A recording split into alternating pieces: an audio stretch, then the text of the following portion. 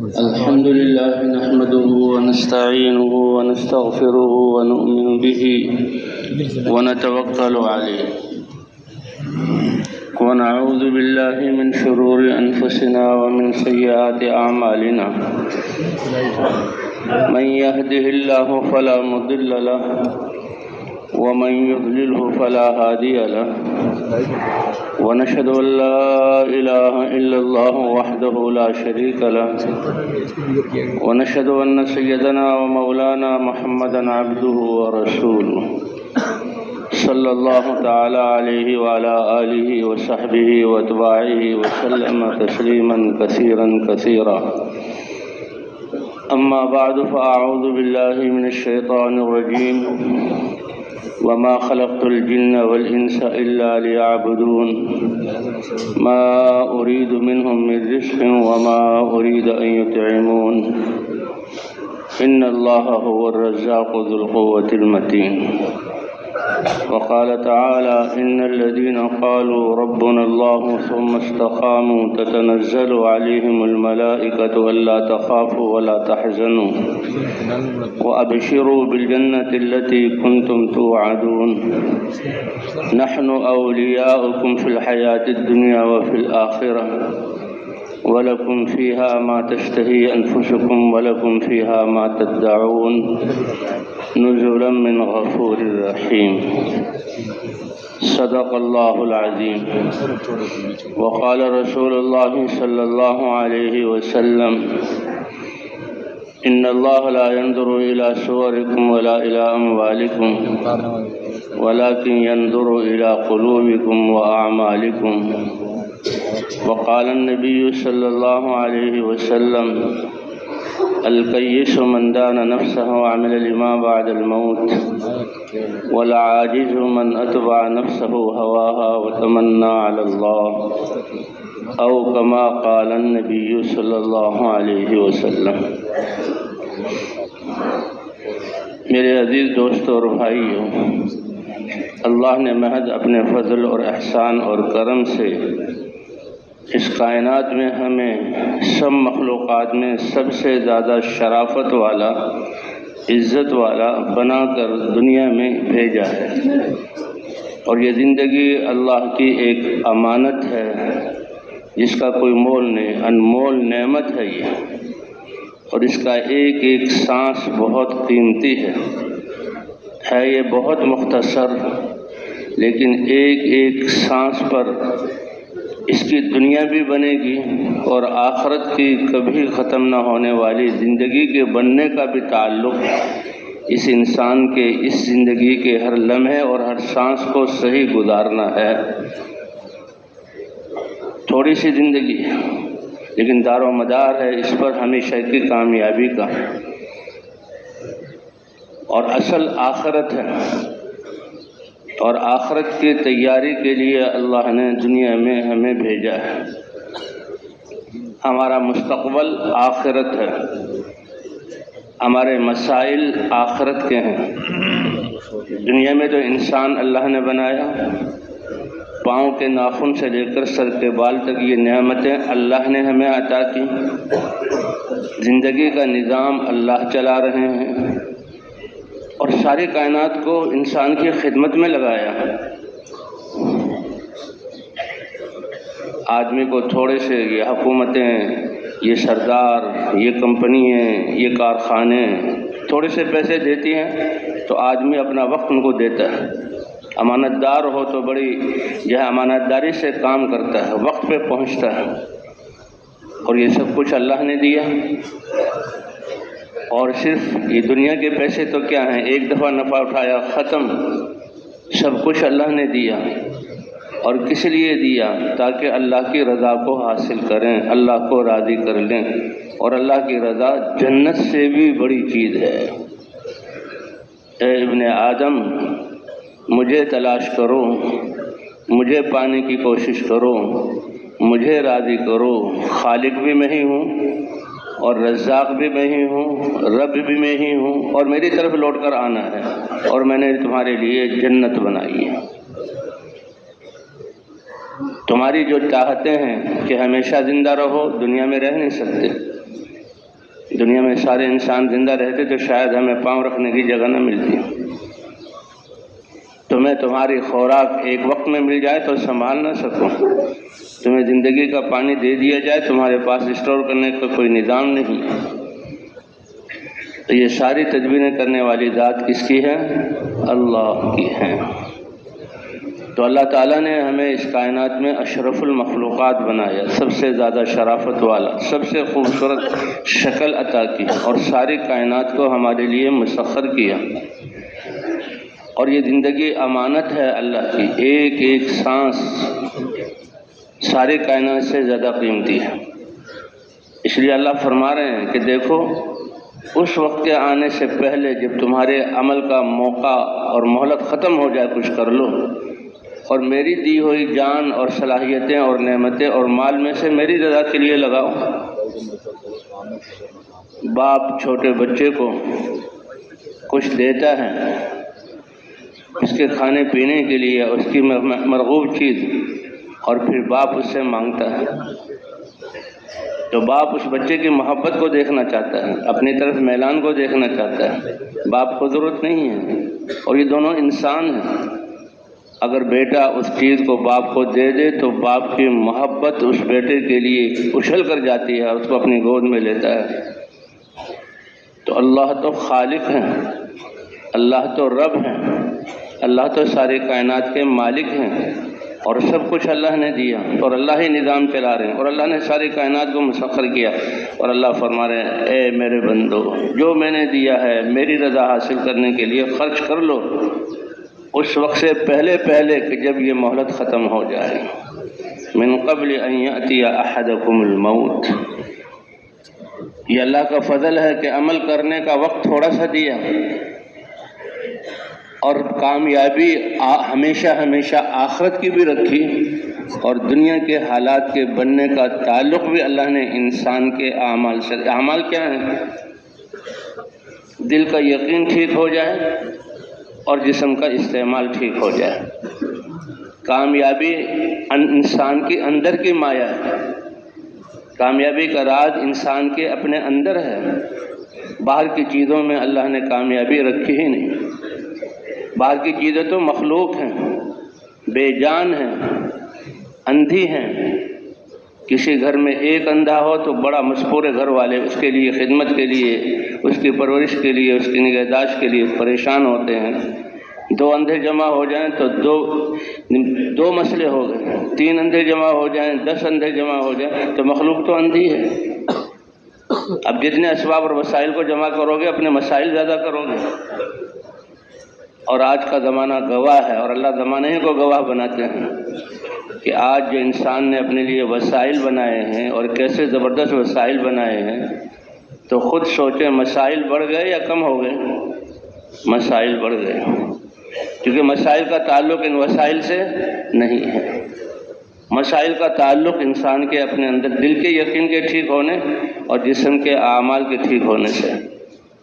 دنیا کے مسائل کا حل بھی اور آخرت کے مسائل کا حل بھی، اور یہ اللہ کا نظام ہے، اور حضرات انبیاء کرام کی تعلیم ہے۔ اصل علم والے اور رہبر اور رہنما یہ انبیاء ہیں انسانوں کے۔ اللہ نے ہر قوم میں سے ایک کو چنا اپنی رسالت اور نبوت کے لیے، اس پر علم اتارا۔ ایک علم وہ ہے جو انسان اپنے تجربوں سے لکڑی کو جہاں کاٹ کر، چیر کر، پھاڑ کر اچھے فرنیچر، کروڑوں اور لاکھوں اور کروڑوں کا فرنیچر، تو یہ تو مخلوق ہے۔ اور لوہا اس کو پگھال کر کیا چیزیں بنا لی، یہ بے جان ہے۔ اور بے جان اور اندھوں کے جمع ہونے سے مسائل کم نہیں ہوتے بلکہ مسائل زیادہ ہو جاتے ہیں۔ اور انسان کے کامیابی کا تعلق دل کے یقین کے صحیح ہونے سے اور جسم کے استعمال کے صحیح ہونے سے۔ اسی لیے حدیث پاک میں اللہ کے رسول صلی اللہ علیہ وسلم نے وعدہ کر دیا کہ دیکھو معاملہ اللہ کے ہاتھ میں ہے، اور اللہ کا راضی ہونا یہ اصل مسئلہ ہے۔ اللہ بھی فرماتے ہیں تفرغ لعبادتی، میں نے اپنی عبادت کے لیے پیدا کیا، اپنے آپ کو فارغ کرو۔ یہ وقت نہیں ہے، کیوں وقت نہیں ہے؟ سب کچھ دیا ہوا کس کا ہے؟ ہاں، تم اپنے آپ کو عبادت کے لیے فارغ کرو، املا صدرک غنن، میں تمہارے دل کو غنا سے بھر دوں گا، تمہارے دل میں میری ذات پر ایمان ہوگا، میری معرفت کا نور ہوگا، اور تمہارے دل میں یہ اطمینان ہوگا کہ اللہ میرے ساتھ ہے، مجھے دیکھ رہا ہے اور میری سن رہا ہے، اور اللہ کے خزانے بھرے ہوئے ہیں، اور وہ ہر چیز پر قدرت والا ہے، اور وہ ارحم الراحمین ہے، ارحم الراحمین۔ تو اللہ کے ہاں جو رحمت کے خزانے ہیں 100 حصے اللہ نے کیے، اور ایک حصہ دنیا میں اتارا جس سے ساری دنیا کا نظام چل رہا ہے، حتیٰ کہ جانوروں کے دلوں میں بھی محبت اپنی اولاد کے لیے، بھیڑیے کی، شیر کی، شیرنی کی، چیتے کی، اپنی اولاد سے محبت، یہ اس سویں حصے کا حصہ، اور سارے انسانوں کی جو محبت ہے، اور 99 رحمت کے جو حصے ہیں اللہ قیامت میں ظاہر کریں گے، اور کن کے لیے؟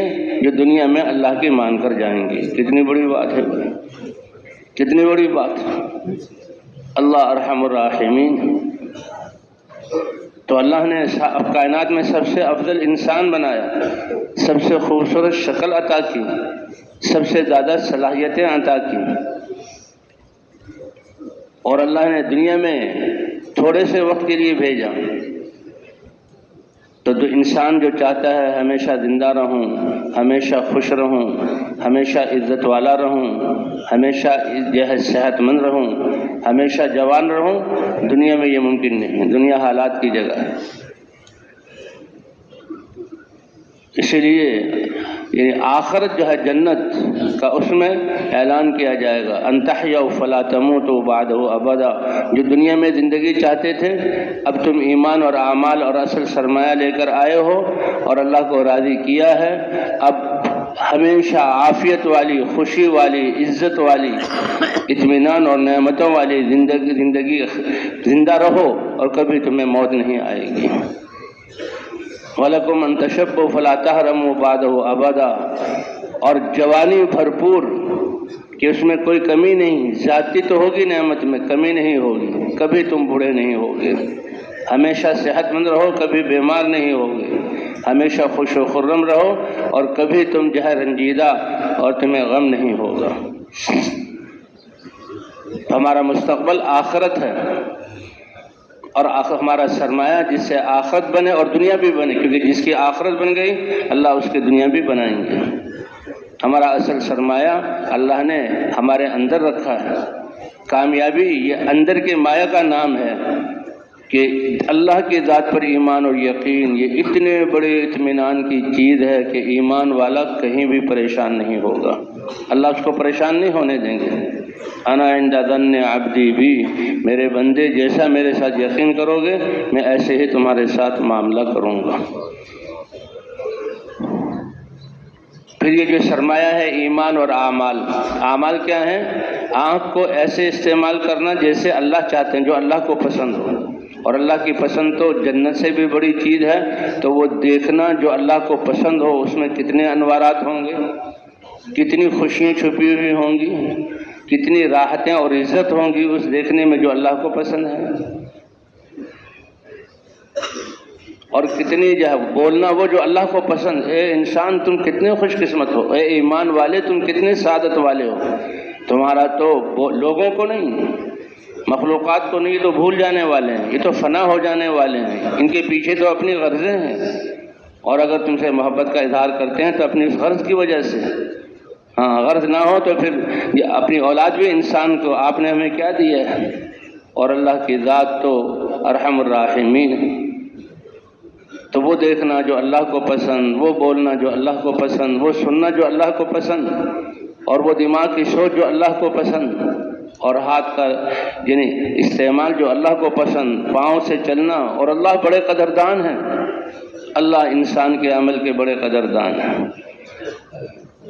کہ قصہ ہے حدیثوں میں کہ پچھلی امتوں میں ایک شخص ایمان کی بنیاد پر کہ فلاں بستی میں میرا مسلمان بھائی رہتا، اللہ کو ماننے والا ہے، اور مسلمان کے مسلمان سے ملنے سے خوشی ہوتی ہے، اس لیے کہتے ہیں ملاقات کرنا اللہ کے لیے، ملنا اللہ کے لیے، بیٹھنا اللہ کے لیے، جس عمل میں اللہ کی نسبت آ جائے تو زمین اور آسمان کے خزانے ایک طرف اور مسلمان کے ایک بول اور ایک قدم اور ایک ہاتھ سے لینا دینا یہ ایک طرف، اتنا زیادہ۔ اسی لیے کیوں؟ اس لیے اللہ فرماتے ایمان والا تو انمول ہے، ایمان والا لا الہ الا اللہ کہنے والا انمول ہے، اس کا اگر کوئی خریدار بن سکتا ہے تو وہ اللہ ہی بن سکتا ہے، اور اس کا بدلہ اگر کوئی بن سکتا ہے تو جنت اور اللہ کی رضا کے علاوہ کوئی اس سے کم درجے کی کوئی اس کا بدلہ نہیں ہے۔ آج ہم اپنی صلاحیتوں کو، اللہ کی دی ہوئی زندگیوں کو اور اللہ کی دی ہوئی نعمتوں کو نفس کی خواہش اور یہ دنیا پوری کی پوری مل کر مچھر کے پر کے برابر بھی نہیں، تو میرا گھر، میری دکان، میرا کارخانہ، اس کی کیا حیثیت ہے؟ آج اللہ کی اتنی قیمتی دی ہوئی صلاحیتوں کو غفلت کی وجہ سے ہم ان میں لگا کر ضائع کر رہے ہیں۔ اس لیے فرمایا لا تغرنکم الحیات الدنیا، یہ دھوکہ دینے والی دنیا تمہیں دھوکے میں نہ ڈال دے کہ ہوتا ہوا نظر کہیں سے آ رہا ہے اور حقیقت میں کرنے والی ذات اللہ کی ہے۔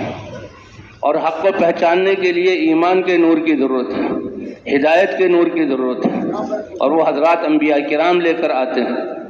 جسے دنیا کی چیزوں کو دیکھنے کے لیے ایک سورج کی روشنی کی اور ایک آنکھوں کے نور کی ضرورت ہے۔ بلب جلیں گے، لائٹیں جلیں گی رات کو تو چیز نظر آئے گی ورنہ نہیں، سورج نکلے گا تو ہر چیز روشن ہوگی ورنہ نہیں، اور سورج نکلنے کے باوجود اور لائٹوں کے جلنے کے باوجود آنکھوں میں نور ہوگا تو نظر آئے گا ورنہ نہیں۔ اس لیے حقیقی دیکھنے کے لیے وہ بھی ایک نور ہے، ایک نور اللہ کی معرفت کا نور ہے جو انسان کے دل کے اندر ہوتا ہے، اور ایک نور جو اللہ نے اپنے احکام اور ضابطۂ زندگی کی صورت میں قرآن میں اتارا ہے۔ اے مسلمان، تم کتنے خوش قسمت ہو کہ تمہارے لیے اللہ نے نبیوں کو اتارا، اور اے امت محمدیہ محمد صلی اللہ علیہ وسلم کو اتارا، اور اے امت محمدیہ اللہ تعالیٰ نے تمہارے لیے قرآن اتارا، اور تمہاری نماز کی صورت میں اللہ سے 5 دفعہ ملاقاتیں، اور اللہ سے ملاقات کے لیے کیسے پاک صاف ہو کر جاتے ہوں کہ مسلمان جب صبح کو اٹھتا ہے، وضو کرتا ہے، تو وضو کی وجہ سے اس کے گناہوں کے دھبے اس سے دھلتے ہیں، سیاہیاں دھلتی ہیں اور بدبوئیں جو ہیں دھلتی ہیں، وہ معطر اور منور اور روشن بن کر اللہ کی طرف جاتا ہے، اللہ کے گھر کی طرف جاتا ہے۔ کہ جو وضو کرتا ہے پانی کے قطروں کے ساتھ گناہوں کی سیاہیاں، نحوستیں، پلیدیاں وہ گر جاتی ہیں، آخری قطرہ اس کے آخری، ہر وضو کے آخری گناہ کو لے کر، اور وہ روشن اور منور ہو جاتا ہے۔ اے اللہ کے رسول، آپ اپنی امت کو قیامت میں کیسے پہچانیں گے؟ وہ تو 1,24,000 یا 2 لاکھ انبیاء اور رسول ہوں گے، اور ان کے ساتھ ان کی امتیں ہوں گی، تو آپ اپنی امت کو کیسے پہچانیں گے؟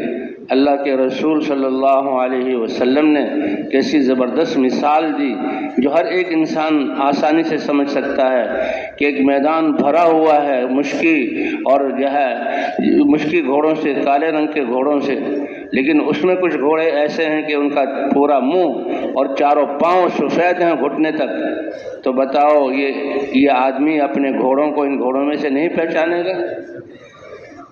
کتنی زبردست نشانی ہے کہ یا رسول اللہ پہچان لے گا۔ یہ تو بہت اچھی نشانی ہے کہ اس کے جتنے بھی گھوڑے ہیں ان کا چہرہ اور چاروں ہاتھ پاؤں سفید ہیں۔ فرمایا تم قیامت میں جب امتوں کے بیچ میں ہوں گے تو تمہارے چہرے اور اعضائے وضو کے چمکنے سے میں پہچان لوں گا کہ یہ میری امت ہے۔ وضو میں اللہ نے اتنا اجر رکھا ہے تو نماز میں کتنا اجر ہوگا؟ دنیا والے کہ جی میں اتنی دور سے آیا ہوں، اتنے قدم میں نے اٹھائے ہیں، اتنا رستے کا غبار مجھ پر پڑا ہے، اتنا میرے سانس چڑھا ہے، اتنی مجھے ٹھوکریں لگی ہیں، پھر میں ڈیوٹی پر پہنچا ہوں، اس کا بھی کچھ؟ وہ کہیں گے نہیں، اس کا ہمارے پاس کچھ نہیں۔ وہ تو ڈیوٹی پر آ جاؤ، کام شروع کرو، صحیح کام کرو اور پورا کام کرو، دیکھیں گے ہم، اور پھر ہم کس کے تمہیں دیں گے، چلو تھوڑا سا زیادہ دے دیں گے۔ قربان جائیں اللہ کی رحمت کے کہ اللہ تعالیٰ وسائل پر بھی تم اٹھے ہو، دعا پڑھی ہے، وضو کیا ہے، اسی وقت سے اللہ کا انعام شروع ہو گیا، اور تم مسجد کی طرف چلے ہو، اسی وقت سے اللہ کا انعام شروع ہو گیا۔ فرمایا وضو کرنے سے تمہارے یعنی چہرے کا نور اور اعضاء کی چمک کی کتنی بڑی دولت ہے، کتنی بڑی دولت ہے یہ تمہیں مل گیا اور تم اللہ کے گھر کی طرف جا رہے ہو، ہر قدم پر ایک نیکی مل رہی ہے، اور ایک نیکی کی قیمت ساتوں زمین اور آسمان ترازو کے ایک پلڑے میں، اور ایک نیکی کا اجر دوسرے پلڑے میں۔ پھر یہ اجر ایسا جس کا فائدہ ہمیشہ ہمیشہ، دنیا میں کھانا سامنے آیا، کھا لیا، پاخانہ بن گیا، بس ختم۔ کپڑے پہنے، کچھ دنوں بعد بوسیدہ چیتڑے بن کر کوڑی پر پہنچ گئے۔ دنیا میں کسی چیز کو ایک پیسے لے کر دکان پر گئے، ایک دفعہ چیز لے لی، لیکن قربان جائیں اللہ کی رحمت کے کہ ایک ایک عمل کا ثواب ہمیشہ ہمیشہ ہمیشہ کبھی ختم نہ ہونے کی صورت میں ملے گا جنت کی نعمتوں میں سے۔ کیا اللہ کی دین ہے، کیا اللہ کا فضل ہے۔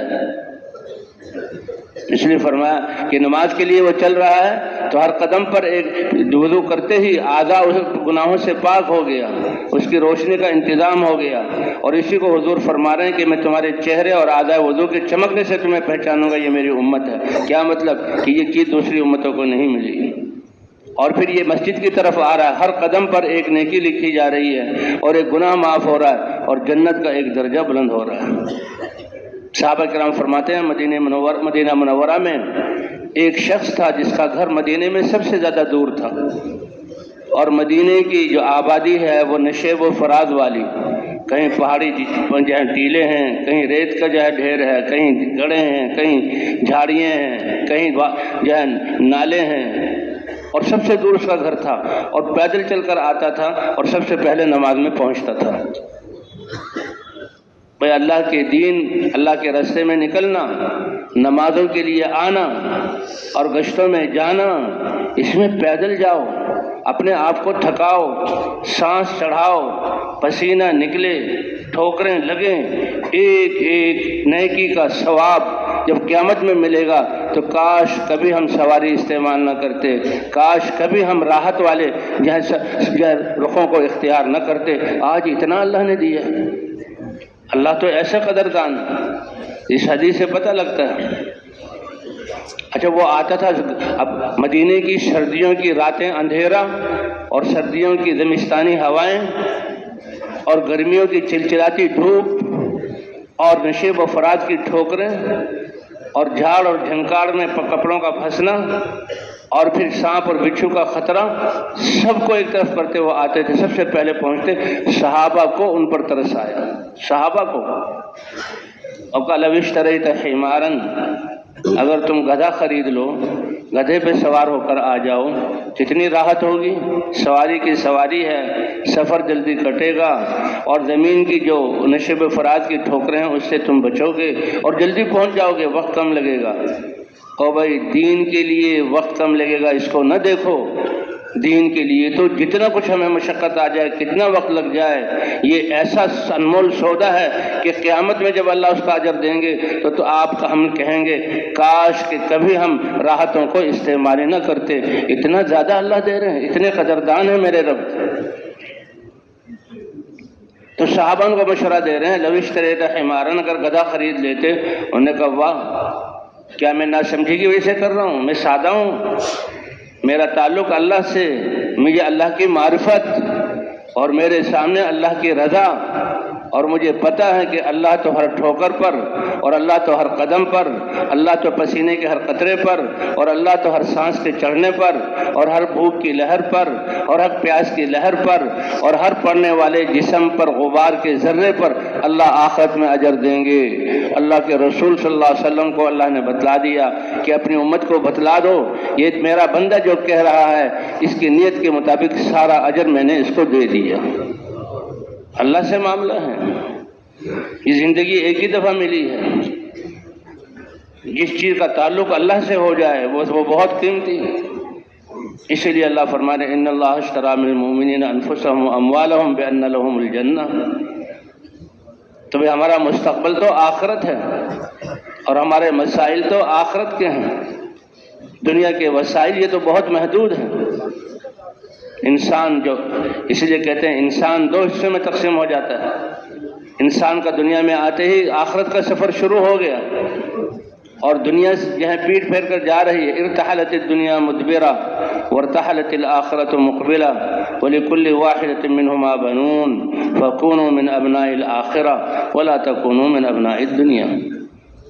دیکھو دنیا کو نسب العیب نہ بناؤ اور دنیا کو سامنے رکھ کر اپنی زندگی کی صلاحیتیں اور اپنے اعضاء کو جہاں استعمال کرنا ہے نہ کرو، کیونکہ اس دنیا کی ذمہ داری تو اللہ تعالیٰ نے لی ہے. ما اريد منهم من رزق وما اريد ان يطعمون ان اللہ هو الرزاق ذو القوة المتین. تمہاری دل کی دھڑکنوں کو کون چلا رہا ہے؟ تمہاری رگوں میں خونوں کو کون چلا رہا ہے؟ تمہارے گردے سے صحیح کام کون لے رہا ہے؟ تمہارے پھیپھڑوں سے صحیح کام کون لے رہا ہے؟ اللہ لے رہے ہیں. اتنے نظام ہیں یہ آج کل ڈاکٹری کے انسانوں کے جسم کے چیر پھاڑ کر کے کیا کیا اللہ نے خزانے رکھے ہیں، اور وہ بھی اس بات کے قائل ہیں کہ جہاں تک اب ہم ان مشینری اور آپریشن کر کے انسان کے اعضاء تک پہنچیں یہ بھی بہت کم ہے. پہلے لوگوں کو پتہ ہی نہیں تھا، اور کتنی اور صلاحیتیں اللہ نے انسان کے جسم میں رکھی ہیں وہ ہمیں پتہ نہیں. اس کو جاننے والی ذات کون ہے؟ اللہ کی ہے. اس لیے اللہ پر بھروسہ کرو.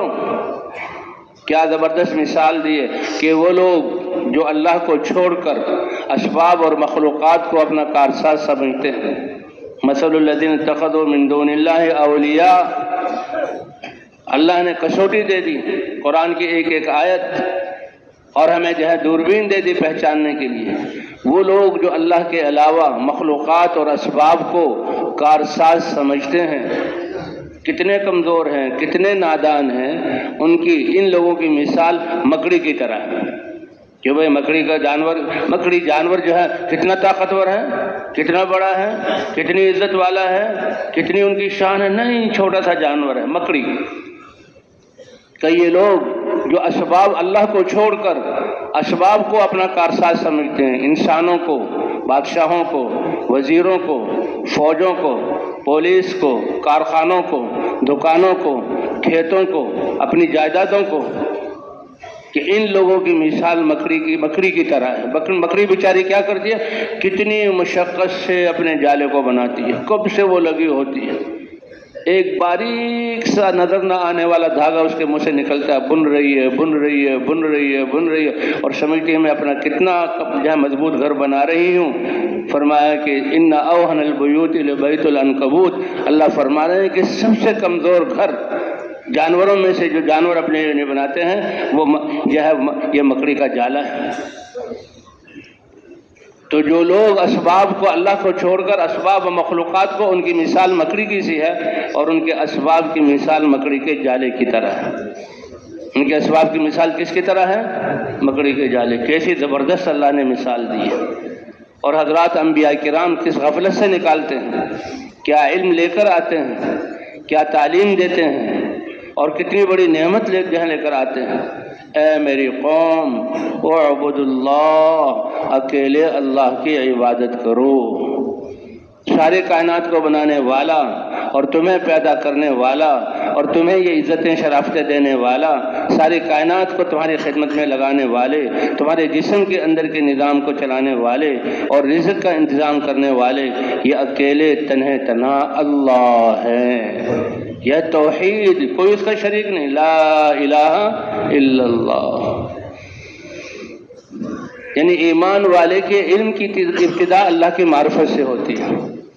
آج کیا ہماری سمجھوں کو ہو گیا کہ یہ مخلوق جو اللہ کی بنائی ہوئی بے جان چیز، ان کو مختلف شکلوں میں بدل دینا، اس کا نام ہم نے علم رکھ دیا کہ جی علوم پڑھائے جا رہے ہیں. اور بھائی یہ تو پیشے ہیں، یہ تو فنون ہیں، یہ تو مخلوق ہے، اور یہ تو بے جان ہے. اب یہ دنیا ہمیں بتا رہی ہے، اللہ نے زمانے کو گواہ بنایا ہے، زمانے کی دوربین دی ہے. دیکھ لو زمانے کو کہ جن کے پاس جتنے زیادہ اسباب اور وسائل ہیں ان کے اتنے ہی زیادہ مسائل ہیں. وسائل کے زیادہ ہونے سے مسائل کم نہیں ہوں گے، بلکہ مسائل کیا ہو جائیں گے؟ زیادہ ہو جائیں گے. اور کیسی زبردست مثال دی. ایک اندھا گھر میں ہو تو ایک مسئلہ، اور 10 اندھے ہو تو 10 مسئلے.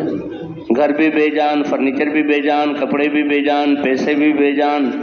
اور اب انسان اس کا اتنا قیمتی انسان جو اس کی خدمت کے لیے بنایا، اور یہ اس کا پہرے دار بن کر زندگی گزار رہا ہے. اس کے حاصل کرنے میں زندگی کے سرمایہ کو ضائع کرتا ہے، پھر اس کی حفاظت کرنے میں زندگی کے سرمایہ کو ضائع کرتا ہے، اور پھر جب جاتا ہے چھوڑ کر روتا ہوا جاتا ہے، جاتا ہے چھوڑ کر تو روتا ہوا جاتا ہے۔ اس لیے اصل سرمایہ اللہ کی معرفت کا نور اور اللہ کی محبت، والذین آمنوا اشد حبا للہ، جو ایمان والے ہیں وہ سب سے زیادہ کس سے محبت کرتے ہیں؟ اللہ سے محبت کرتے ہیں۔ یہ دین تو ہے ہی محبت اور رحمت والا۔ والذین آمنوا اشد حبا للہ، جب اللہ ہی سے محبت کرتے ہیں کیونکہ وہ جانتے ہیں کہ سب کچھ اللہ کی ذات ہے، تو مانیں گے کس کی؟ اللہ ہی کی مانیں گے۔ یہی حضرات انبیاء کرام کی تعلیم ہے۔ اس لیے حضرات انبیاء کرام کا فرمایا تم سب نیک بن جاؤ اور تقوی والی زندگی اختیار کرو تو اللہ تمہیں لے جائے گا، جنت میں پہنچا دے گا۔ اللہ اپنی قدرت، اپنی رحمت، اپنی مغفرت کہ تم سے غلطیاں اور خطائیں ہوں اور تم اللہ سے معافی مانگو اور اللہ تمہارے گناہوں کو معاف کر دے۔ استغفروا ربکم، نوح علیہ السلام کیا کہہ رہے ہیں؟ اے میری قوم، 950 سال مجھے ستایا اور میں 950 سال اللہ کا نبی، میں تم میں پھرا اور اللہ کی معرفت سب سے بڑا علم لے کر آیا، اور تم نے مجھے کیسے کیسے ستایا۔ اے رب العالمین، میں نے ان کو ایک ایک کو بھی انفرادی حالت میں تیری طرف دعوت دی اور مجموع میں بھی دعوت دی، اور جب میں دعوت کے لیے ان میں آتا ہوں اور تیری معرفت، تیرا علم ان کو دینا چاہتا ہوں تو یہ اتنے نادان ہیں کہ بھاگتے ہیں۔ فلم یزدہم دعائی الا فرارا، میں تیری پہچان، تیرے احکام، تیرے دین اور تیرا علم ان کو دینے کے لیے آتا ہوں اور یہ بھاگتے ہیں۔ اور میں اس لیے ان کو بلاتا ہوں تاکہ یہ کفر سے، شرک سے، نافرمانی کی زندگی سے توبہ کر لیں اور آپ ان کے گناہوں کو معاف فرما دیں۔ آپ کی ناراضگی جو جہنم سے بھی زیادہ سخت ہے، اس سے ناراضگی سے بچ جائیں اور جہنم کے عذاب سے اور دنیا کی مصیبتوں سے بچ جائیں۔ لتغفر لهم، لیکن ان کی طرف سے معاملہ کیا ہے کہ اتنی قیمتی دعوت اور بات اور علم کو حاصل کرنے کے بجائے کانوں میں انگلیاں دے لیتے ہیں۔ کہ آج اللہ والے علم کو چھوڑ کر دوسرے علم میں لگنا یہ کیا ہے؟ اللہ والے علم کو چھوڑ کر اللہ کی معرفت، اللہ کی قدرت، اللہ کی صفات، اللہ کی رحمت اور پھر اللہ کے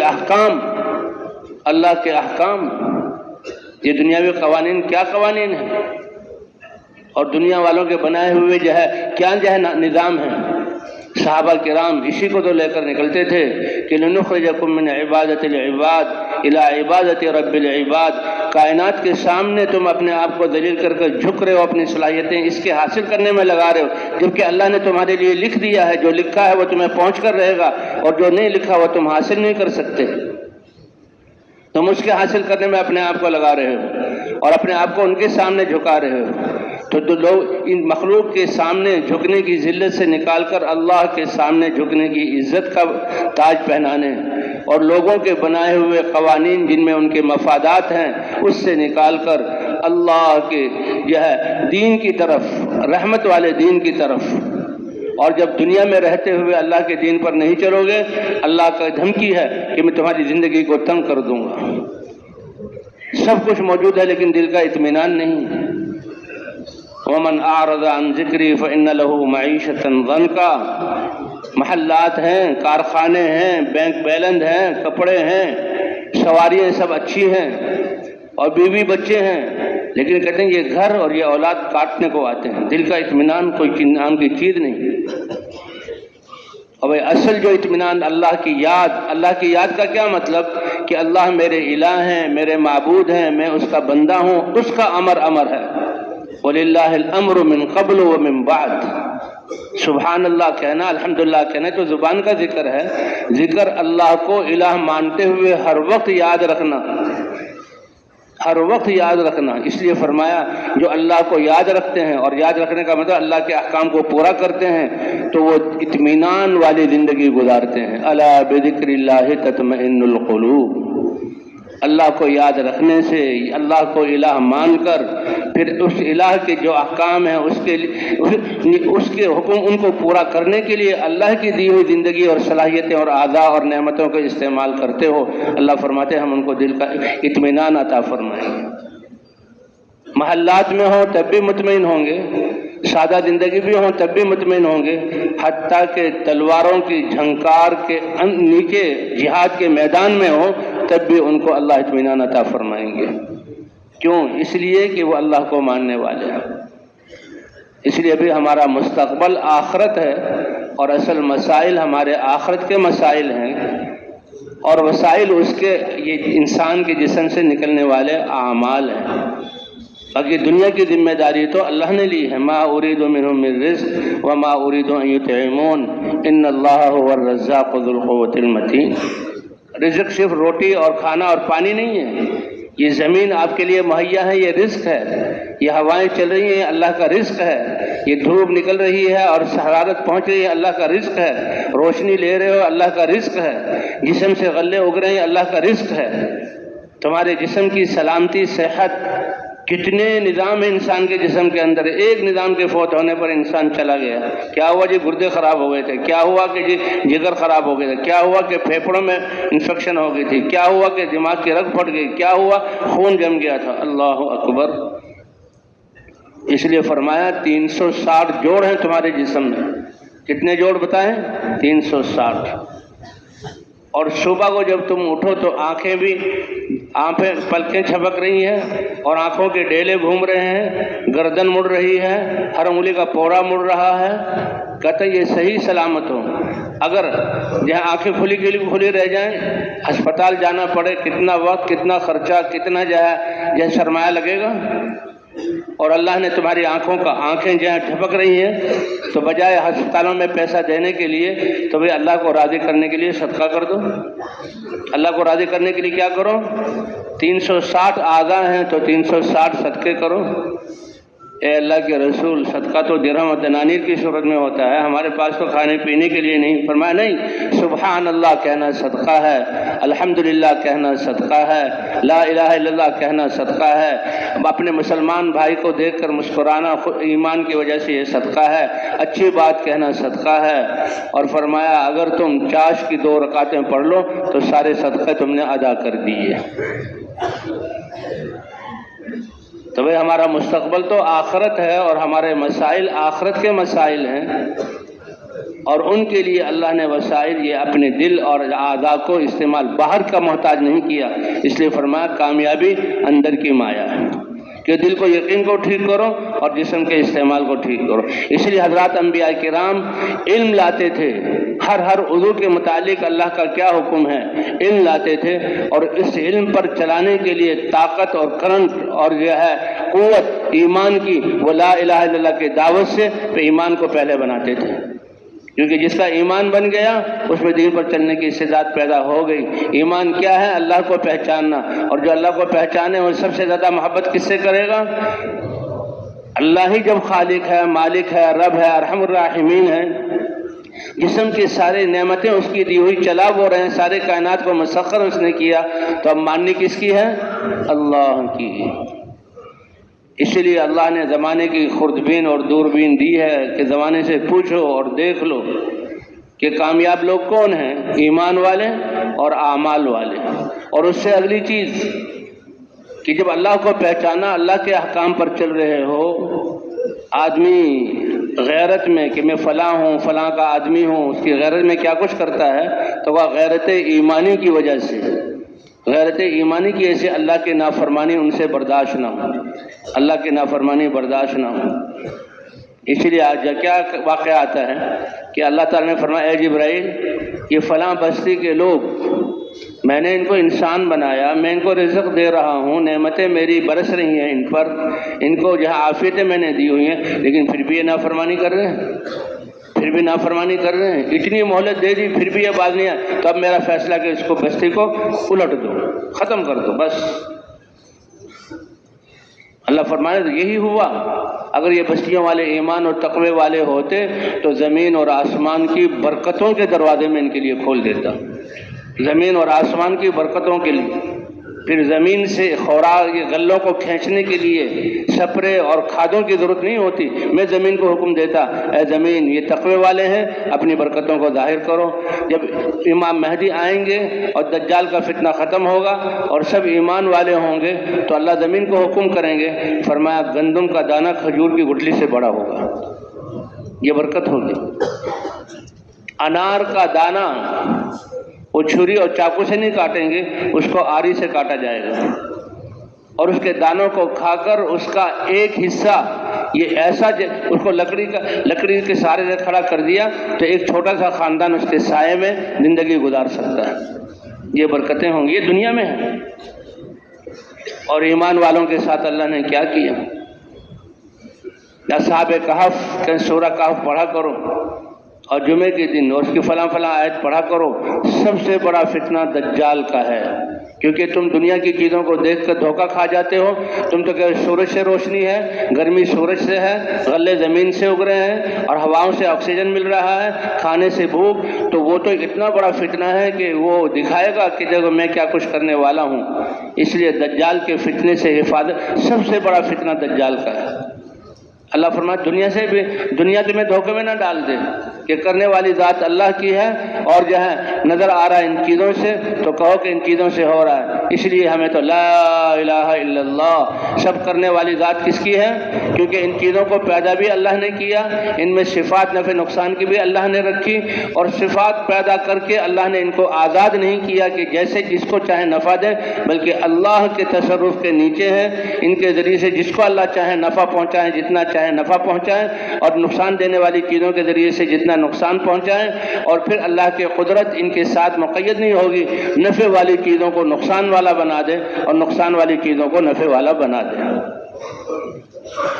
ہمارے لیے قرآن پاک میں موسیٰ علیہ السلام کے واقعے کو ذکر کر کے ہمیں سبق دے دیا کہ جس لاٹھی سے 10 سال تک بکریاں چرائی، بکری چرانے کے لیے انسان چرواہا، اس کے بعد لاٹھی ہوتی ہے، جو ہے بھیڑیے اور جو ہے خونخوار جانوروں سے حفاظت کرنا، بکریوں کو ہانکنا، پتے جھاڑنا، 10 سال۔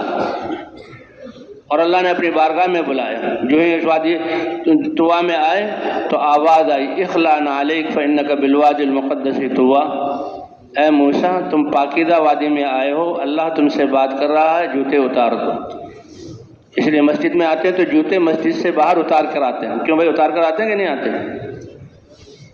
کیوں؟ اس لیے کہ مسلمان کے معراج اور مناجات نماز ہے۔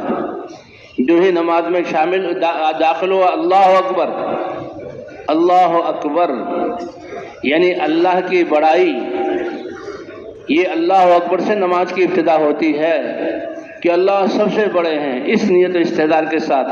اور جب انسان نماز میں داخل ہو جاتا ہے، اس کے اور اللہ کے درمیان کے پردے ہٹ جاتے ہیں، اور یہ مسلمان نمازی آدمی کہتا ہے الحمدللہ رب العالمین، اللہ کی طرف سے جواب ملتا ہے کائنات دیکھو میرے بندے نے میری حمد بیان کی۔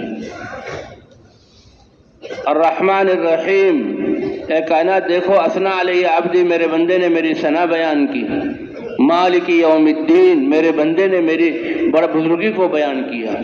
تو بھائی نماز کو ایسی بنانا، اس لیے کہتے ہیں آنکھوں کی حفاظت کرو۔ دسترخوان پہ بہت ساری چیزیں ہیں کھانے کی، حلال ہیں، اپنی ہیں، لیکن تمہاری صحت کے اصول اور ڈاکٹر کیا بتاتے ہیں کہ اس کا مطلب یہ نہیں کہ دسترخوان کو صفا چٹ کر کے اٹھو تو پیٹ نہیں بھرے گا، ابکائیاں آئیں گی، الٹیاں ہو جائیں گی، تمہاری صحت خراب ہو جائے گی، یہ سارا حلال کھانے سے ہسپتال میں چلے جاؤ گے۔ اس لیے اللہ فرماتا ہے کلوا واشربوا ولا تسرفوا، کھاؤ اور پیو اور اسراف مت کرو۔ اور وہ کہاں سے پتہ لگے گا؟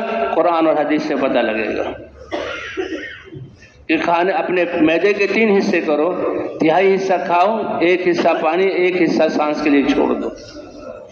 ہاں کلوا واشربوا ولا تسرفوا، کیسے جو ہے حدود والا اور پابندیوں والا اللہ نے ہمیں دین مرحمت فرمایا ہے۔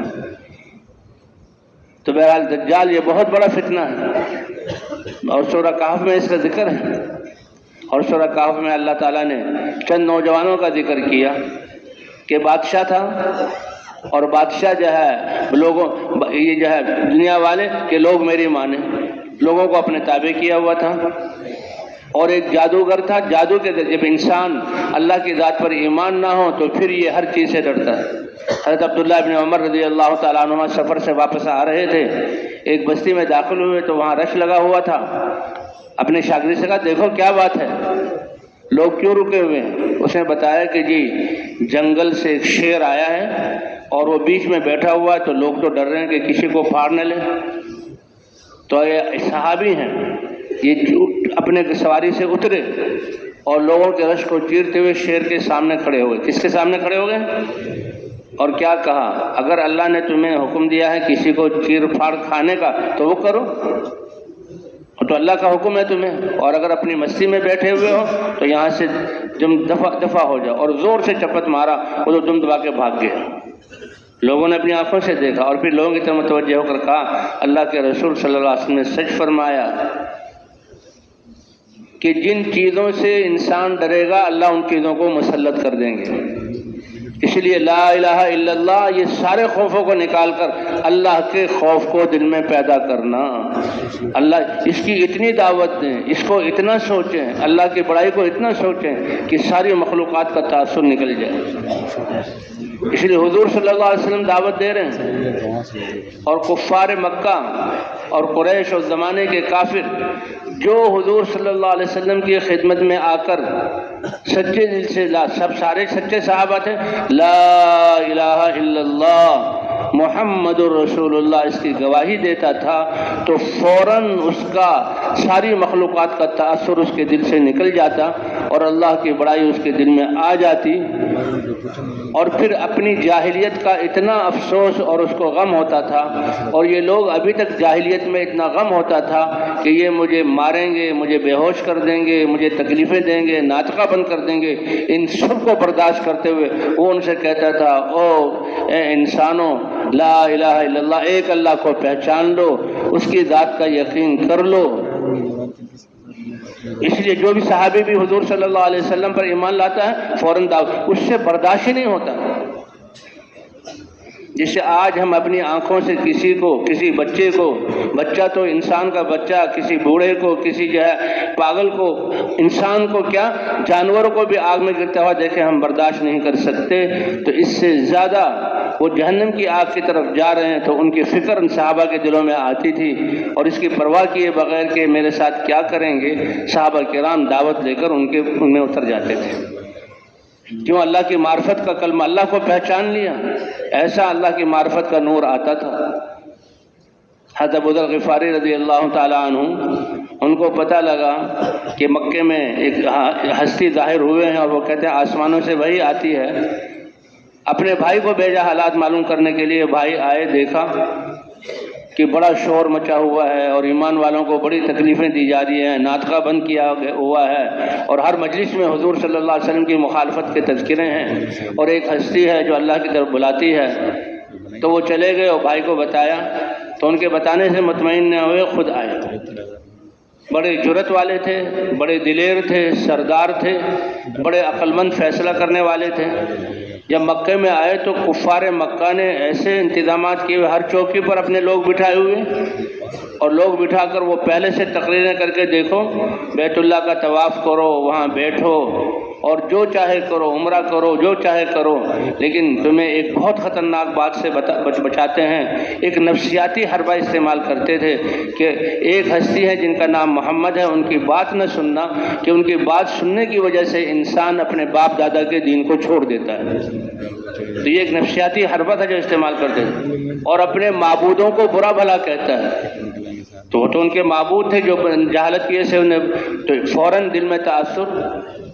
تو یہ ایسے جب داخل ہوئے اور اندر دیکھا کہ جو ہے صحابہ کرام کو جو تکلیفیں دی جا رہی ہیں، باوجود سردار اور جری ہونے کے 3 دن تک کسی سے ہمت نہیں ہوئی کہ پوچھیں کہ محمد صلی اللہ علیہ وسلم کہاں ہے۔ بات قبول کرنا، اسلام میں داخل ہونا تو دور کی بات ہے، اور سارے دن تلاش کرتے ہیں کہ شاید آمنا سامنا ہو جائے، لیکن نہیں ہوا۔ اور رات کو بیت اللہ میں آتے ہیں تو حضرت علی رضی اللہ تعالیٰ عنہ کہتے ہیں بھی ایک اجنبی اور بڑا معزز آدمی معلوم ہو رہا ہے، اپنے گھر ان کو لے جاتے ہیں اور بڑے اطمینان سے لے جاتے ہیں۔ فلما اصبح رابعاً، جب چوتھی صبح ہوئی تو حضرت علی نے پوچھا بھائی مکہ مکرمہ تو کوئی اتنی بڑی بستی نہیں ہے، یہاں کسی سے ملنا، کوئی اپنی حاجت پوری کرنا، وہ تو 1-2 دن میں ہو جاتا ہے، تمہیں 3 دن ہو گئے، کیا بات ہے؟ اب انہوں نے کہا کہ جس بات کو میں چھپا رہا ہوں، کسی کو بتانا نہیں چاہتا، ڈر ہے، کہ پہلے عہد کرو کہ کسی سے کہو گے نہیں، اگر تمہیں کرنی ہے تو کر دو ورنہ خاموش رہو۔ حضرت علی نے کہا بالکل شریفوں والا وعدہ ہے۔ کہا پھر بتاؤ وہ ہستی کہ جو کہتی ہے میرے اوپر وحی آتی ہے وہ کون ہے اور کہاں ہے؟ اب حضرت علی رضی اللہ تعالیٰ بھی مجھے محتاط ہو گئے کہ اس رستے پر لے کر جاؤں گا تو کسی کافر کی نظر پڑ گئی تو ابھی اسلام لانے سے پہلے ہی اس کی تکلیفیں شروع ہو جائیں گی۔ فرمایا میں اور تم ساتھ جائیں گے، اور جب مجھے احساس ہو کہ کوئی نظر ہمیں دیکھ رہی ہے، یہ کہاں جا رہے ہیں، یہ تو دار ارقم کی طرف راستہ جا رہا ہے، اور قبل اس کے کہ وہ کچھ کرے، اقدام کرے، میں بیٹھ جاؤں گا جیسے جوتا ٹھیک کر رہا ہوں یا پیشاب کرنے لگا ہوں، تم آگے چلے جانا، کسی گلی میں چلے جانا تاکہ اس کو پتہ نہ ہو کہ تم میرے ساتھ ہو۔ اتنی احتیاط اور اتنا خوف تھا۔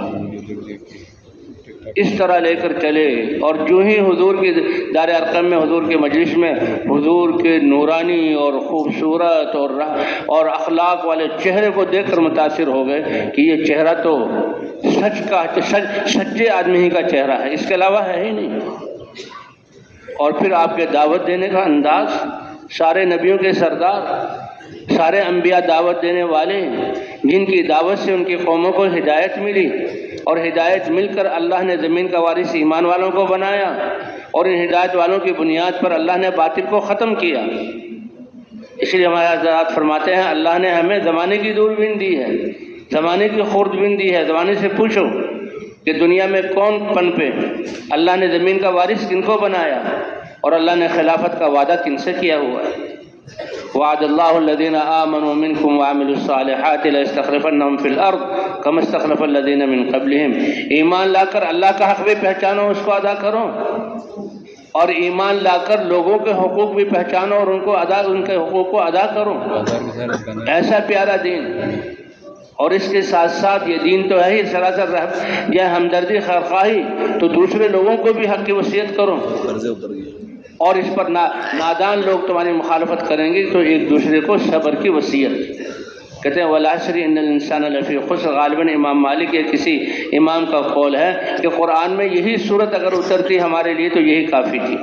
اس میں اللہ نے وہ کچھ بیان کر دیا، زمانے کی کسوٹی اور دوربین ہمیں دے دی، اور بتا دیا کہ کامیابی کے لیے پہلا قدم ایمان کا ہے، دوسرا قدم اس ایمان کے مطابق اپنی زندگی کو، اپنے اعضاء کو اللہ کے احکام، عمل الصالحات اس کا ہے، اور پھر دینی غیرت کی وجہ سے لوگوں کو نقصان میں جاتا ہوا دیکھ کر ایک دوسرے کو حق کی وصیت کرنا ہے، اور پھر وتواصوا بالصبر، اور اس وصیت کرنے میں تکلیفیں آئیں گی، ایک دوسرے کو صبر کی وصیت کرنا۔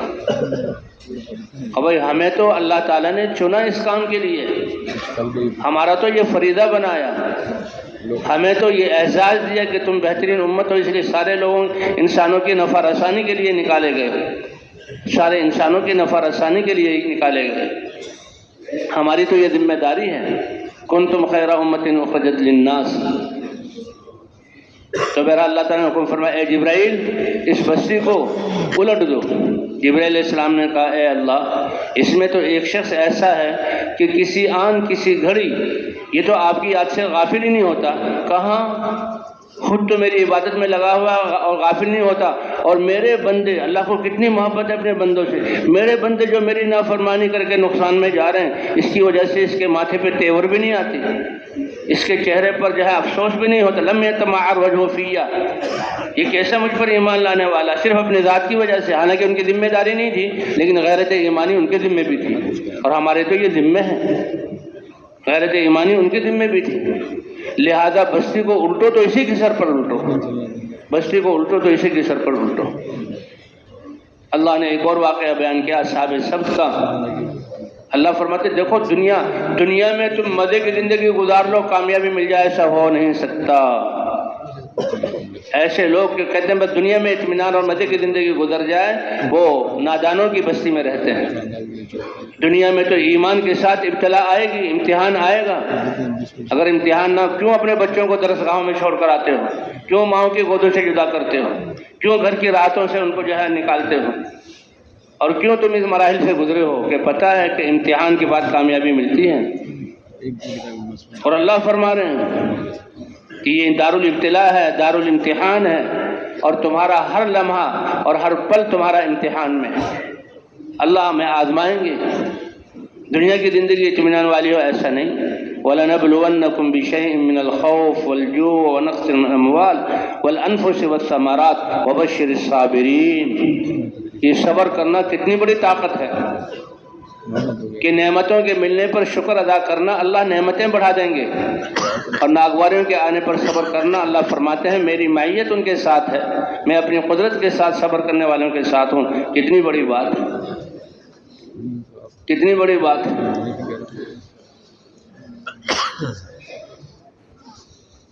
تو یہ واقعہ قرآن پاک میں بیان کیا ہوا، چند نوجوان تھے اور بادشاہ جو ہے وہ اپنی بادشاہت کے دھوکے میں آ کر وہ کہتا سب کچھ میں ہوں تمہارا، بس مجھے مانو، میرے سامنے جھک جاؤ۔ اب وہ سامنے والے بھی تو انسان ہیں، ہو سکتے ہیں اس سے زیادہ سمجھدار، تو ان کو اور قابو میں کرنے کے لیے پھر جادو کا نظام چلایا جاتا ہے۔ جادو ایک چیز ہوتی ہے، اس میں کچھ جو ہے منتر ونتر ہوتے ہیں آدمی کو قابو کرنے کے لیے، کچھ جناتوں کو مسخر کیا جاتا ہے۔ تو جادو کرنے کا بادشاہ سلامت، میں تو بوڑھا ہو رہا ہوں، میں بوڑھا ہو گیا، مر گیا تو تمہاری یہ حکومت کی چولیں ہل جائیں گی، اور یہ حکومت والوں کو اسی کا ڈر ہوتا ہے بس میری حکومت مجھ سے نہ جائے۔ ایمان والے کو حکومت ملے تو اللہ کے احکام مانوں گا، اور حکومت چلی جائے تب بھی میں اللہ کے احکام مانوں گا۔ صحابہ کے زمانے میں کسی کو لشکر کا امیر بنا کر بنایا جاتا تو اس کے گھر پر عمارت کا جھنڈا گاڑا جاتا، معزول کیا جاتا، جھنڈے کو جو ہے اتار لیا جاتا۔ تو ایک صحابی کا واقعہ ہے کہ ان کو رات کو مشورہ ہوا کہ بھئی یہ امیر ہوں گے، اور جو ہے وہ جھنڈا گاڑ دیا گیا۔ لیکن پھر کوئی مسئلہ ہوا حضور کے زمانے میں، پھر کوئی مسئلہ ہوا، جھنڈے کو اتار دیا گیا۔ تو وہ صحابی کیا کہتے ہیں کہ ایمان اور اللہ سے محبت اور اللہ کے حکم میں کامیابی کا یقین اتنا زیادہ ہے، نہ تمہارے امیر بنانے سے مجھے خوشی ہوئی ہے، نہ تمہارے معزول کرنے سے مجھے جو ہے افسوس ہوا ہے۔ کیوں؟ میرے لیے سرمایہ تو اللہ کی ذات پر یقین کرتے ہوئے اللہ کے حکم کو ماننا ہے۔ بھئی یہ یقین اللہ ہمیں ہمارا بنا دے۔ اپنے اس یقین کے بنانے کے لیے اور ساری دنیا کے مسلمانوں کو اس یقین پر لانے کے لیے ہماری محنت ہے کہ کامیابی کس میں ہے؟ اللہ کے حکم کو نبی کے طریقے پر پورا کرنے میں۔ تقاضے پورے ہوں یا نہ ہوں، اصل تقاضے اور مسائل جسے شروع میں کہا گیا وہ آخرت کے ہیں۔ دنیا کی بھوک کوئی بھوک نہیں ہے، دنیا کی پیاس کوئی پیاس نہیں ہے، دنیا کی گرمی کوئی گرمی نہیں ہے، دنیا کی بیماری کوئی بیماری نہیں ہے، دنیا کی پریشانی کوئی پریشانی نہیں ہے۔ یہ حالات ہیں، اور اس میں ہمارا مددگار اور سہارا دینے والا، ہم نے اس میں اللہ کے حکم کو دیکھنا ہے اور نبی کے طریقے پر چلنا ہے۔ وہ ہم نے پورا کر دیا تو ہم کامیاب ہیں۔ بھوک تو آخرت کی بھوک ہے، اللہ بچائے۔ پیاس تو آخرت کی پیاس ہے، اللہ ہماری حفاظت فرمائے۔ گرمی تو اس سورج کی گرمی جیسے سوا ندے پر ہوگا، اور گرمی تو جہنم کی گرمی ہے، اللہ ہماری حفاظت فرمائے۔ اسی لیے فرمایا گیا فَمَنْ زُحْزِحَ عَنِ النَّارِ وَأُدْخِلَ الْجَنَّةَ فَقَدْ فَازَ، کہ کامیاب کون ہے؟ جس نے اپنی زندگی کو ایسے گزارا کہ اللہ نے راضی ہو کر جہنم سے دور رکھنے کا فیصلہ کر دیا اور جنت میں داخلے کا فیصلہ کر دیا، یہ کامیاب ہے۔ اور اگر اللہ کی رضا مل گئی تو یہ جنت سے بھی بڑی چیز ہے۔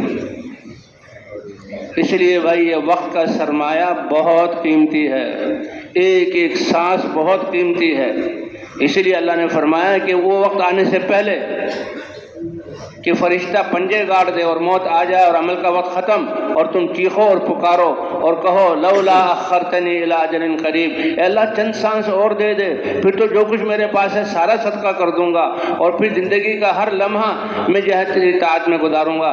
اللہ نے فرمائیں گے یہ 50 سال، یہ 40 سال، یہ 60 سال، یہ 70 سال بغیر مانگے تمہیں دیے تھے، اور تم نے اس کو غفلت میں گزارا، اب تمہیں ایک سانس بھی واپس نہیں دیا جائے گا۔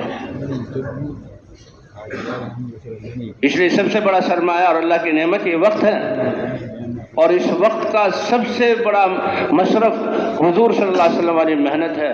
یہ اللہ کا کتنا بڑا احسان ہے، یہ اللہ کا کتنا بڑا کرم ہے۔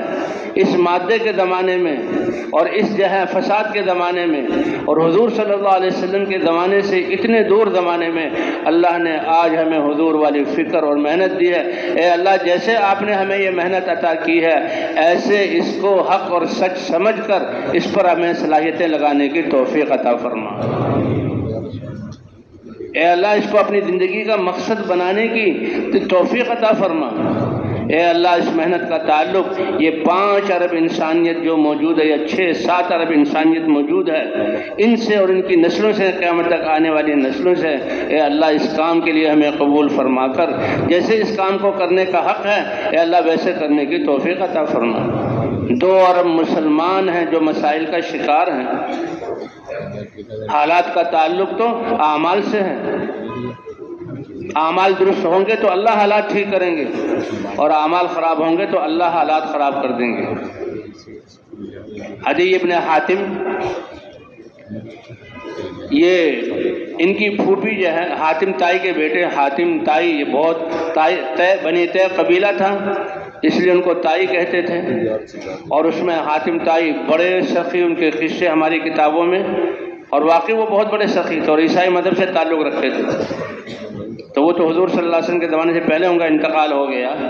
ان کے بنی طے قبیلے سے جنگ ہوئی، صحابہ کرام گئے، فتح پا کر آئے، اور حاتم کی بہن وہ قیدیوں میں آ گئی۔ تو بڑی سردارہ تھی وہ، اتنے بڑے آدمی کی بہن تھی، بڑی سمجھدار تھی۔ تو اس نے جو جب جنگ میں جو مسلمانوں کے اعمال کو دیکھا اور فتح پا کر واپسی میں جو بھیجا، اللہ اکبر، کیا لوگ کہتے ہیں کہ مسلمان تلواریں لے کر نکلے، ان کا نکلنا کن جذبے سے ہوتا تھا، ان کا میدانوں میں جو ہے جنگ کرنا وہ کس جذبے سے ہوتا تھا، اور پھر کیسے وہ جو ہے جو فتح پاتے تھے تو کیسے اللہ کے سامنے جھکتے تھے۔ مکہ فتح ہوا، کوئی جشن نہیں، صحابہ کرام بیت اللہ میں جو ہے وہ ساری رات اللہ کے سامنے کھڑے ہو کر رو رہے ہیں اور دعائیں کر رہے ہیں۔ یہ ہے جشن فتح مکہ کا۔ ہندہ جیسی وہ عورت جس نے حمزہ رضی اللہ تعالیٰ کا کلیجہ چبایا تھا، اور جو سفیان کے مسلمان شوہر کے مسلمان ہونے پر اس کو نیچے گرا کر اس کی پٹائی کی تھی کہ تم آج بزدل محمد صلی اللہ علیہ وسلم کا دین قبول کر لیا۔ لیکن جب رات کا منظر ہوا، بیت اللہ پہاڑوں کے بیچ میں تھا اور مکے والوں کا گھر پہاڑوں کے اوپر تھے اور بیت اللہ نظر آتا تھا، تو اب جب رات آئی تو کیا جشن ہوگا، کیا شور شرابہ ہوگا، کیا ادھم مچے گا، اللہ اکبر۔ وہ تو حضور صلی اللہ علیہ وسلم جب فاتح بن کر داخل ہو رہے ہیں، آپ کی گردن جھکی ہوئی ہے اور آپ کی زبان مبارک سے الحمدللہ وحدہ، ساری کی ساری تعریفیں کس کے لیے ہیں؟ ہاں، اپنی قربانیوں، صحابہ کی قربانیوں کا کوئی ذکر نہیں۔ الحمدللہ وحدہ، تمام کی تمام تعریفیں اکیلے اللہ کے لیے ہیں۔ نصر عبدہ، جس نے اپنے بندے کی نصرت کی، انجز وعدہ، اور جو اللہ نے وعدہ کیا تھا اس کو پورا کیا کہ مکہ تمہیں دلواؤں گا۔ وہزم الاحزاب وحدہ، اور سارے لشکروں کو صرف اللہ نے اکیلے، حضور صلی اللہ علیہ وسلم اس تواضع کے ساتھ داخل ہو رہے ہیں اور عام معافی کا اعلان کر دیا کہ باطل کی کمر جو ٹوٹی ہے، وہ یہ فتح مکہ کے موقع پر آپ کے جو اخلاق تھے اور آپ نے عفو درگزر کا جو معاملہ کیا، بس اس پر تو بات ہی ختم ہو گئی۔ تو سفیان مسلمان ہو گئے تھے، اب یہ رات کیسے گزاریں گے؟ تو ہندہ کو بھی اس بات کی کہ مسلمان کیا، اس نے اپنی بالکونی کو کھولا اور پہاڑ کے اوپر گھر تھا، اس سے جب بیت اللہ کو دیکھا تو مسلمان تو سارے کھڑے ہوئے اللہ کے سامنے شکر میں رو رہے ہیں۔ تو وہ بے اختیار کہ اس کعبہ کے رب کی عبادت تو ایسی کبھی کی نہیں گئی جو آج حضور صلی اللہ علیہ وسلم کر رہے ہیں، اور اسی عبادت نے اس کا دل بدلا، اور ہندہ بھی وہ صحابیہ بن گئی اور کہا اشہد ان لا الہ الا اللہ و اشہد ان محمدن عبدہ و رسولہ۔ تو بھئی یہ ہے یہ دین، یہ اخلاق۔ تو بہرحال حاتم تائی کی بہن حضور صلی اللہ علیہ وسلم کی قید میں آ گئی، تو وہ دیکھ رہی تھی، کیونکہ صحابہ کرام کا نکلنا ہی کس جذبے سے ہوتا تھا۔ اللہ کے رسول کہہ رہے ہیں جاؤ فلاں اتنا لمبا سفر ہے اور جو ہے فلاں قوم کے پاس جانا ہے، کس لیے؟ ان کو دعوت دو۔ سب سے قیمتی دولت ان کے سامنے، سب سے بڑا علم اور ان سے کہو لا الہ الا اللہ کہہ دو، اور حضور کی کہ اگر وہ لا الہ الا اللہ پڑھ لیں تو وہ تمہارے بھائی بن گئے، اور اس کلمے کے پڑھتے ہی سارے گناہوں سے پاک ہو کر تمہارے برابر ہو گئے، وہ تمہارے بھائی ہیں۔ لکم لہم ما لکم، جتنے اسلام نے تمہیں فائدے دیے ہیں سارے فائدے ان کے لیے ہیں، وعلیہم ما علیکم، اور گناہوں پر اور نافرمانی پر جو تاوان اور سزائیں تمہارے لیے ہیں وہ ان کے لیے تمہارے برابر ہو گئے، اور ان کو دین سکھاؤ، اور ان کو دین سکھاؤ۔ تو صحابہ کرام تو اتنی خیر خواہی کے جذبے سے نکلتے تھے، حالانکہ زیادہ سفر ان کے پاس نہیں ہے، گھروں میں چولہے نہیں جل رہے، پہننے کے کپڑے نہیں ہیں، تعداد اتنی نہیں ہے کہ جس قبیلے کے پاس جا رہے ہیں اگر جنگ کی صورت ہوئی تو جنگ کر سکیں، ہتھیار بھی نہ ہونے کے برابر ہیں، لیکن کیا درد اور غم تھا ان کے دلوں میں جو حضور صلی اللہ علیہ وسلم سے منتقل ہوا تھا، اور وہ اس حال میں نکلتے تھے، اور فرمایا کہ مسلمان ہو جائیں تم ان کو مسلمان بنا کر میرے پاس لے آؤ، یہ مجھے زیادہ محبوب ہے۔ تو صحابہ کرام تو اس لیے اور میدانوں میں اتر کر صاف سمجھا دیتے لیست ہممنا الدنیا، تمہارا مال پہلے تم جو لڑتے تھے یا ہم بھی لڑتے تھے جہالت میں کہ ہمارے گاؤں میں بھوک اور افلاس ہے اور دوسرے گاؤں والوں کے مال کو لوٹو تاکہ ہمارے پیٹ بھر جائیں اور ان کو غلام بناؤ تاکہ ہماری خدمت کریں، یہ جذبہ بالکل نہیں۔ لیست ہممنا الدنیا، ہمارا جذبہ اور مقصود تمہاری دنیا ہے ہی نہیں، انما ہممنا الآخرہ، آج تو ہم آخرت کی بنیاد پر اٹھے ہیں کہ اصل زندگی کا بننا اور اصل مسائل وہ آخرت کے مسائل ہیں کہ ہماری اور تمہاری آخرت کیسے بن جائے۔ لیست ہممنا الدنیا۔ تو یہ سردارہ ایک عورت تھی حاتم طائی کی بہن، اور یہ دیکھ رہی ہے، اب جب مدینہ منورہ میں حیران ہے کیونکہ جاننے والی تھی جنگوں میں کیا ہوتا ہے اور قیدیوں کے ساتھ کیا معاملہ کیا جاتا ہے۔ حضرت علی آئے کہ اے عظیم عورت، تم تو حاتم طائی کی بہن ہو، دیکھو یہ اللہ کا رسول ہے، یہ بادشاہ نہیں ہے، اور ان کے صحابہ یہ دنیا والی فوج نہیں ہے، کیونکہ دیکھ لیا تم نے جنگ میں کیا ہوا اور تمہیں لاتے ہوئے کیا ان کے معاملات تھے۔ بالکل وہ سمجھدار عورت تھی، کہا یہ اللہ کے رسول ہیں تو کیا کروں، ان سے کہو کہ اللہ کے رسول مجھے چھوڑ دیں۔ وہ حاضر ہوئے حضور کی خدمت میں، اے اللہ کے رسول، بھائی میرا حاتم طائی تھا وہ بھی مر گیا۔ اچھا تم حاتم طائی کی بہن، شوہر وہ بھی سر پہ نہیں رہا، اولاد کوئی ہے نہیں، بھتیجا تھا وہ بھی بھاگ گیا آپ کے لشکر کو دیکھ کر اپنے کسریٰ اور قیصر کے پاس چلا گیا، میرے ساتھ ذرا نرمی کا۔ اللہ کے رسول نے فرمایا جاؤ تم آزاد ہو، تم واپس جانا چاہو چلی جاؤ، حالانکہ اتنی بڑی سردارہ جو قید ہے، نہیں ہم اتنا مال لیں گے اور یہ کریں گے اور وہ کریں گے اور تمہیں ساتھ بالکل کوئی نہیں۔ بڑی حیران ہو گئی، کہا چلی جاؤ۔ حضرت علی نے کہا نہیں یہ اللہ کے رسول ہیں، ان سے سواری بھی لو اور توشہ بھی لو، یہ ہے نبوت والا جذبہ، ان سے توشہ بھی لو اور ان سے جو ہے سواری بھی لو۔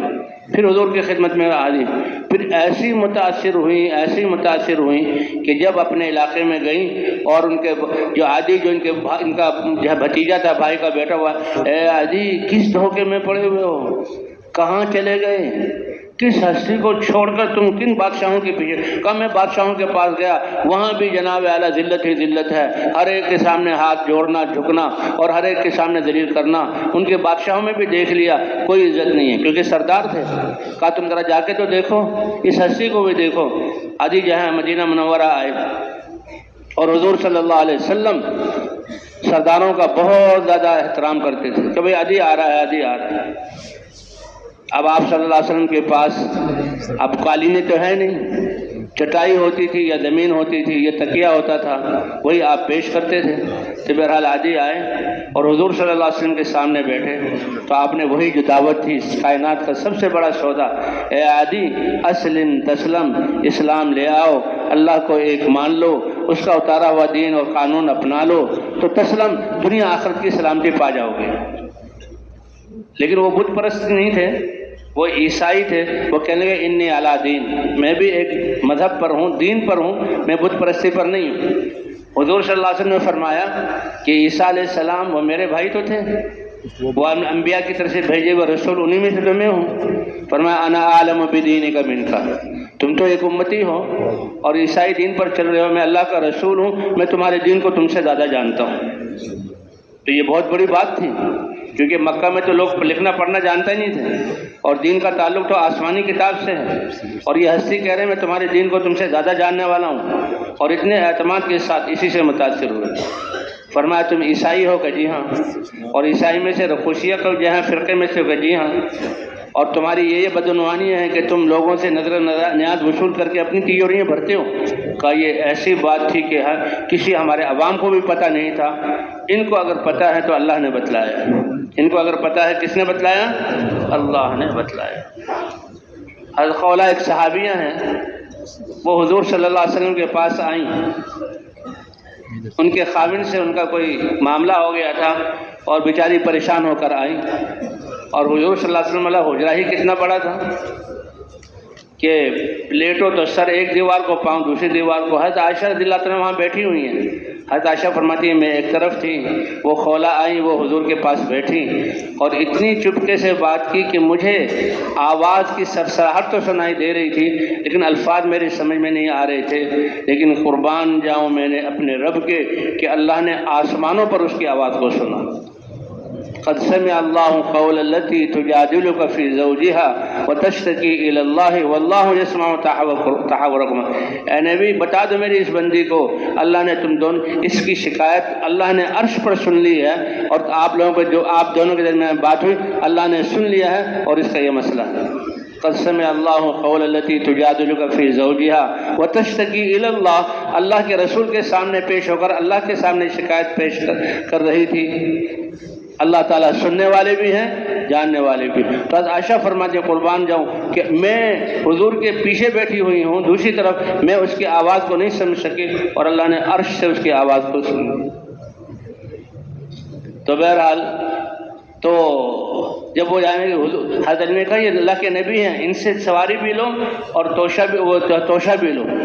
اللہ کے رسول میں ایک بڑی عمر کی عورت ہوں، واپس جا رہی ہوں، میرے پاس کوئی اسباب نہیں، تو اللہ کے رسول کے اخلاق بجائے لینے کے سواری بھی دی اور توشہ بھی دی، اور ایسی متاثر ہوئی جب پہنچی اپنے علاقے میں اور وہ جہاں بھائی آیا کہا او بیٹے میرے بھتیجے کہاں تم بھٹکتے پھر رہے ہو، جاؤ اس ہستی کی طرف اور دیکھو ان کے جو ہے اخلاق کو اور ان کے معاملے کو، وہ بہت بڑی ہستی ہیں۔ تو عدی آ گئے اور جب عدی آئے تو عدی نے حضور نے فرمایا اسلم تسلم، اسلام لے آؤ تم سلامتی پا جاؤ گے، اور فرمایا دیکھو تم رقوشیہ قبیلے سے نہیں ہو اور تم جو ہے تم اپنی قوم کی نیازوں کو اپنی تجوریاں بھرنے میں لگاتے ہو حالانکہ وہ تمہارے لیے حلال نہیں۔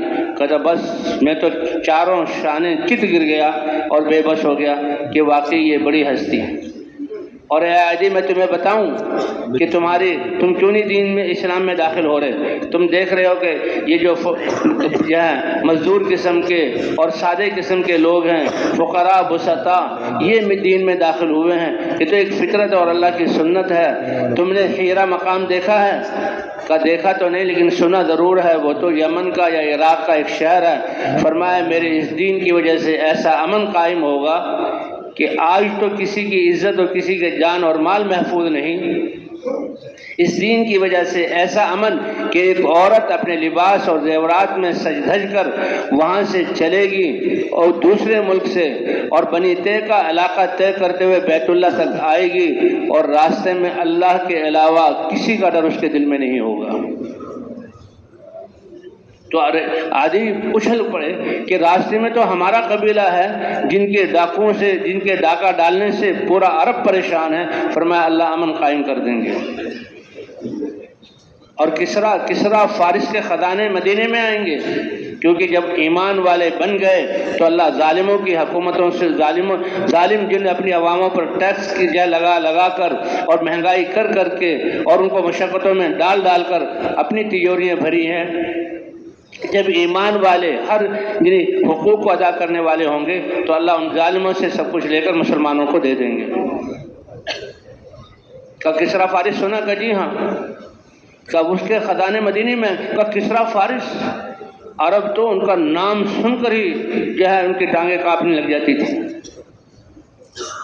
اور کہا اللہ اتنا مال دے دیں گے، غنی کر دیں گے مسلمانوں کو کہ ایک مالدار آدمی اپنی زکوٰۃ ادا کرنے کے لیے ڈھونڈتا پھرے گا کہ کوئی فقیر مل جائے۔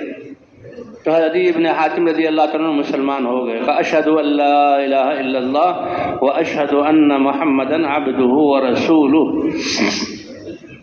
کیونکہ پہاڑی علاقے کے رہنے والے تھے اور یہ کتوں کے ذریعے سے شکار کیا کرتے تھے، یہ جانتے ہیں زمیندار اور جو کتے شکاری کتے یہ ایک یعنی ہمارے یہ فقہ ہے اور مسائل ہیں، اس میں شکاری کتوں کا باب ہے، اور وہ اکثر حدیثیں عدی ابن حاتم سے منقول ہیں کہ سدایا وہ کتا کون سا ہوتا ہے، کس کتے کے شکار کو جب وہ زخمی کر دے اور اس جو ہے اس کو کھانا جائز ہے، یہ سارے مسائل عدی ابن حاتم سے ہیں۔ تو حضور صلی اللہ علیہ وسلم یعنی وہ فوراً فرمایا کہ ایک تو اللہ تعالیٰ کسریٰ فارس کے خزانے مسلمانوں کے کسریٰ فارس کے خزانے کے ہاں، اور ہیرا سے ایک عورت چلے گی، اللہ اتنا امن قائم کر دیں گے اور اتنا غنا اللہ دے دیں گے کہ مالدار آدمی اپنی زکوٰۃ کے لیے تلاش کرے گا فقیر کو۔ تو وہ فوراً وہ بھی مسلمان ہو گئے، اور مسلمان ہو کر پھر حضور صلی اللہ علیہ وسلم کے صحابی بنے، اور پھر چلتے رہے۔ حضرت عمر رضی اللہ تعالیٰ عنہ کے زمانے میں حضرت عمر رضی اللہ تعالیٰ عنہ بیت اللہ کا طواف کر رہے تھے، حضرت عدی ابن حاتم بھی ساتھ تھے، تو فرماتے ہیں کہ حضرت عمر رضی اللہ تعالیٰ نے ایک عورت کو دیکھا اپنے برقعے اور پردے میں اور لباس میں، سمجھ گئے کہ یہ عورت یہاں کی نہیں ہے، تو آواز دی کہ اے اللہ کی بندی، تم کون اور کہاں سے آئی ہو؟ تو وہ بھی سمجھ گئی کہ بلانے والے امیر المومنین ہیں، متوجہ ہوئی کہ امیر المومنین میں حیرہ مقام سے آئی ہوں۔ سالوں پہلے کا واقعہ۔ حضرت علی فرماتے ہیں فوراً حضور کی مجلس اور حضور کے الفاظ میرے کانوں میں گونجنے لگے کہ اس دن میری سمجھ میں نہیں آ رہا تھا کہ حیرہ مقام سے کیسے عورت آئے گی اور ایسا امن قائم ہوگا، اور آج میں اپنی آنکھوں سے دیکھ رہا ہوں۔ اس نے کہا میں حیرہ مقام سے آئی ہوں۔ پوچھا کہ کیسے لوگوں کو پایا؟ کہ یا رسول اللہ، ہر مرد کی نظر کو باپ اور بھائی سے زیادہ پاکیزہ پایا۔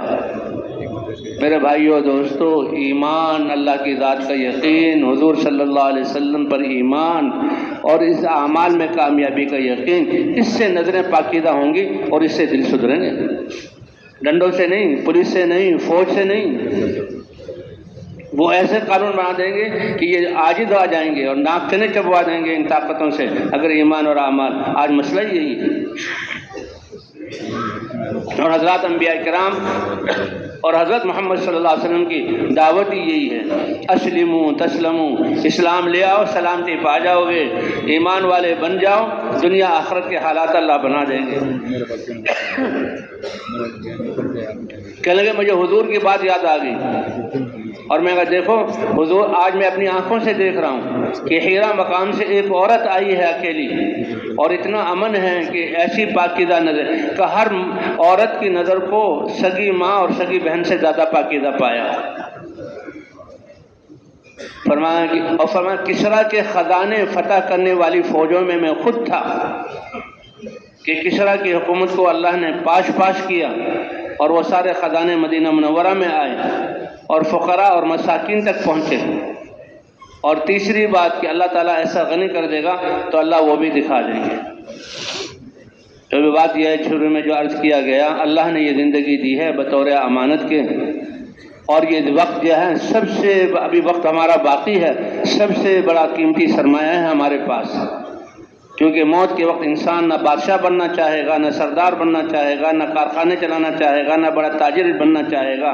اے اللہ چند سانس اور دے دے، فاصدق واکن من الصالحین، میں سارے مال کو صدقہ کروں تیرے راستے میں اور نیک بن کر رہوں۔ تو اللہ نے آج ہمیں یہ وقت دیا ہوا ہے، ہماری زندگی کے سانس ہیں، اور اس وقت میں سب سے بڑا عمل جو ہو سکتا ہے وہ حضرت محمد صلی اللہ علیہ وسلم کی زندگی کا مقصد اور دین کی محنت ہے جو اللہ نے ہمیں دی ہوئی ہے۔ تو بھئی کون کون ہے جو نیت کرتا ہے کہ انشاءاللہ حضور کی محنت والا بن کر رہیں گے، حضور صلی اللہ علیہ وسلم کی محنت والا بن کر رہیں گے؟ اللہ تعالیٰ فرماتے ہیں، حضور صلی اللہ علیہ وسلم فرمائے انما الاعمال بالنیات، کہ تمہاری زندگی کا عمل کا دار و مدار تمہاری نیت پر ہے۔ اس لیے ہمارے حضرات کیا فرماتے ہیں کہ اللہ نے ہمیں انسان بنایا، ایمان عطا کیا، حضور صلی اللہ علیہ وسلم کی امت میں بنایا اور اپنے راستے میں نکالا، تو اللہ سے عہد کریں اے اللہ پچھلی زندگی جو ہم نے دنیا کے بنانے میں لگائی، دھوکے میں گزاری اور نقصان میں گئے، اور بلکہ اعلیٰ کو چھوڑ کر اگر ادنا طاعت بھی کی تو یہ بھی ہمارا بہت بڑا نقصان ہوا۔ اب آئندہ کی زندگی کے لمحات ہم حضور کی محنت کو حضور کے طریقے پر کرنا اس کو زندگی کا مقصد بنائیں گے، اور ساری دنیا قیامت تک آنے والی نسلوں کو سامنے رکھ کر اب ہم اپنی زندگی کی جو ہے وہ نظام کو ترتیب دیں گے۔ تو اس کے لیے سب تیار ہیں بھائی انشاءاللہ؟ ہماری تو نیت کی ضرورت ہے، باقی تربیت کرنے والی ذات اللہ کی ہے۔ تربیت کون کریں گے؟ اللہ کریں گے۔ اللہ کے رسول فرما رہے ہیں ادبنی ربی فاحسن تأدیبی۔ چاروں طرف کفر ہی کفر، شرک ہی شرک، بیت اللہ کے باہر 360 بتوں کی عبادت ہو رہی ہے، ننگا طواف کیا جا رہا ہے، بچیوں کو زندہ درگور کیا جا رہا ہے، بچوں کو جہاں گلا گھونٹ کر بھوک کے ڈر سے مارا جا رہا ہے، اور جہاں خون بہایا جا رہا ہے، ڈاکے پڑ رہے ہیں، اور اس میں حضور صلی اللہ علیہ وسلم کو اتنا پاکیزہ اللہ نے بنایا۔ ادبنی ربی فاحسن تأدیبی وعلمنی ربی فاحسن تعلیمی۔ میرے رب نے مجھے علم عطا فرمایا اور بہت خوبصورت علم عطا فرمایا۔ اللہ تعالیٰ نے حضرت عیسیٰ علیہ السلام پر وحی بھیجی، اے عیسیٰ تمہارے بعد ایک امت آئے گی، وہ ایسی امت ہوگی، ان کا ایمان کا یہ کمال اور مرتبہ ہوگا کہ ہر خوشی کے ملنے پر ان کے دل اور زبان اور عمل سے میرا شکر ظاہر ہوگا۔ ہاں، ان اصابتہ سرا فشکر، کہ جب بھی کوئی نعمت ملے گی تو اللہ کا شکر، اور جب بھی کوئی ناگواری آئے گی تو وہ صبر، کہ یہ حالات کس کی طرف سے آئے ہیں؟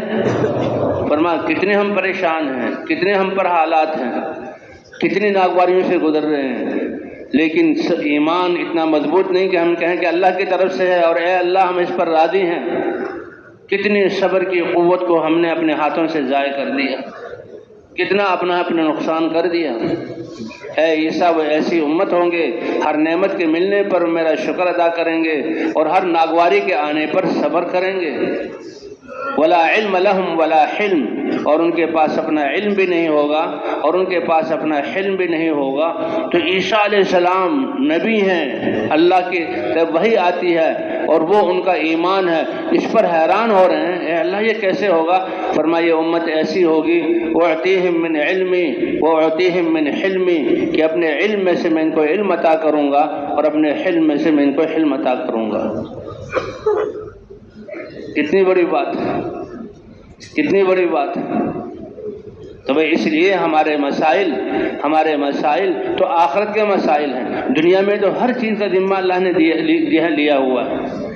ہمارے جسم کے نظاموں کا چلنا اور کائنات کے نظام کا ہمارے لیے مسخر ہونا یہ اللہ کا رزق ہے اور اللہ کا وعدہ ہے، ما اريد منهم من رزق وما اريد ان يطعمون ان اللہ هو الرزاق ذو القوة المتین۔ اور ہم سے مطالبہ کیا ہے کہ دل میں اللہ کی ذات پر ایمان اور عشق پیدا کر لو اور جسم کے اعضاء کو اللہ کے حکموں کے مطابق استعمال کر لو۔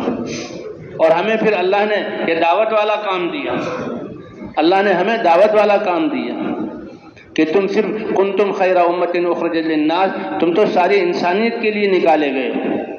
وہ قصہ جو سنا رہا تھا کہ اصحاب کہف والا واقعہ، کہ بادشاہ تھا اور اس کا جادوگر تھا، جادوگر جی ہاں نہیں وہ تو اصحاب کہف والا اور قصہ ہے کہ اصحاب کہف والا جو بادشاہ وہ ان جو ہے 5-6 نوجوانوں کو یہ کہتا تھا کہ تم مجھے بادشاہ مان لو اور مجھے جو ہے رب تسلیم کر لو، تمہارے لیے وزارتیں ہیں، لیکن وہ علماء کی مجلس، ایک عالم کی مجلس میں بیٹھتے تھے تو وہاں سے ان کو اللہ کی معرفت ملی اور وہ اللہ پر ایمان والے بنے، اللہ پر ایمان والے بنے۔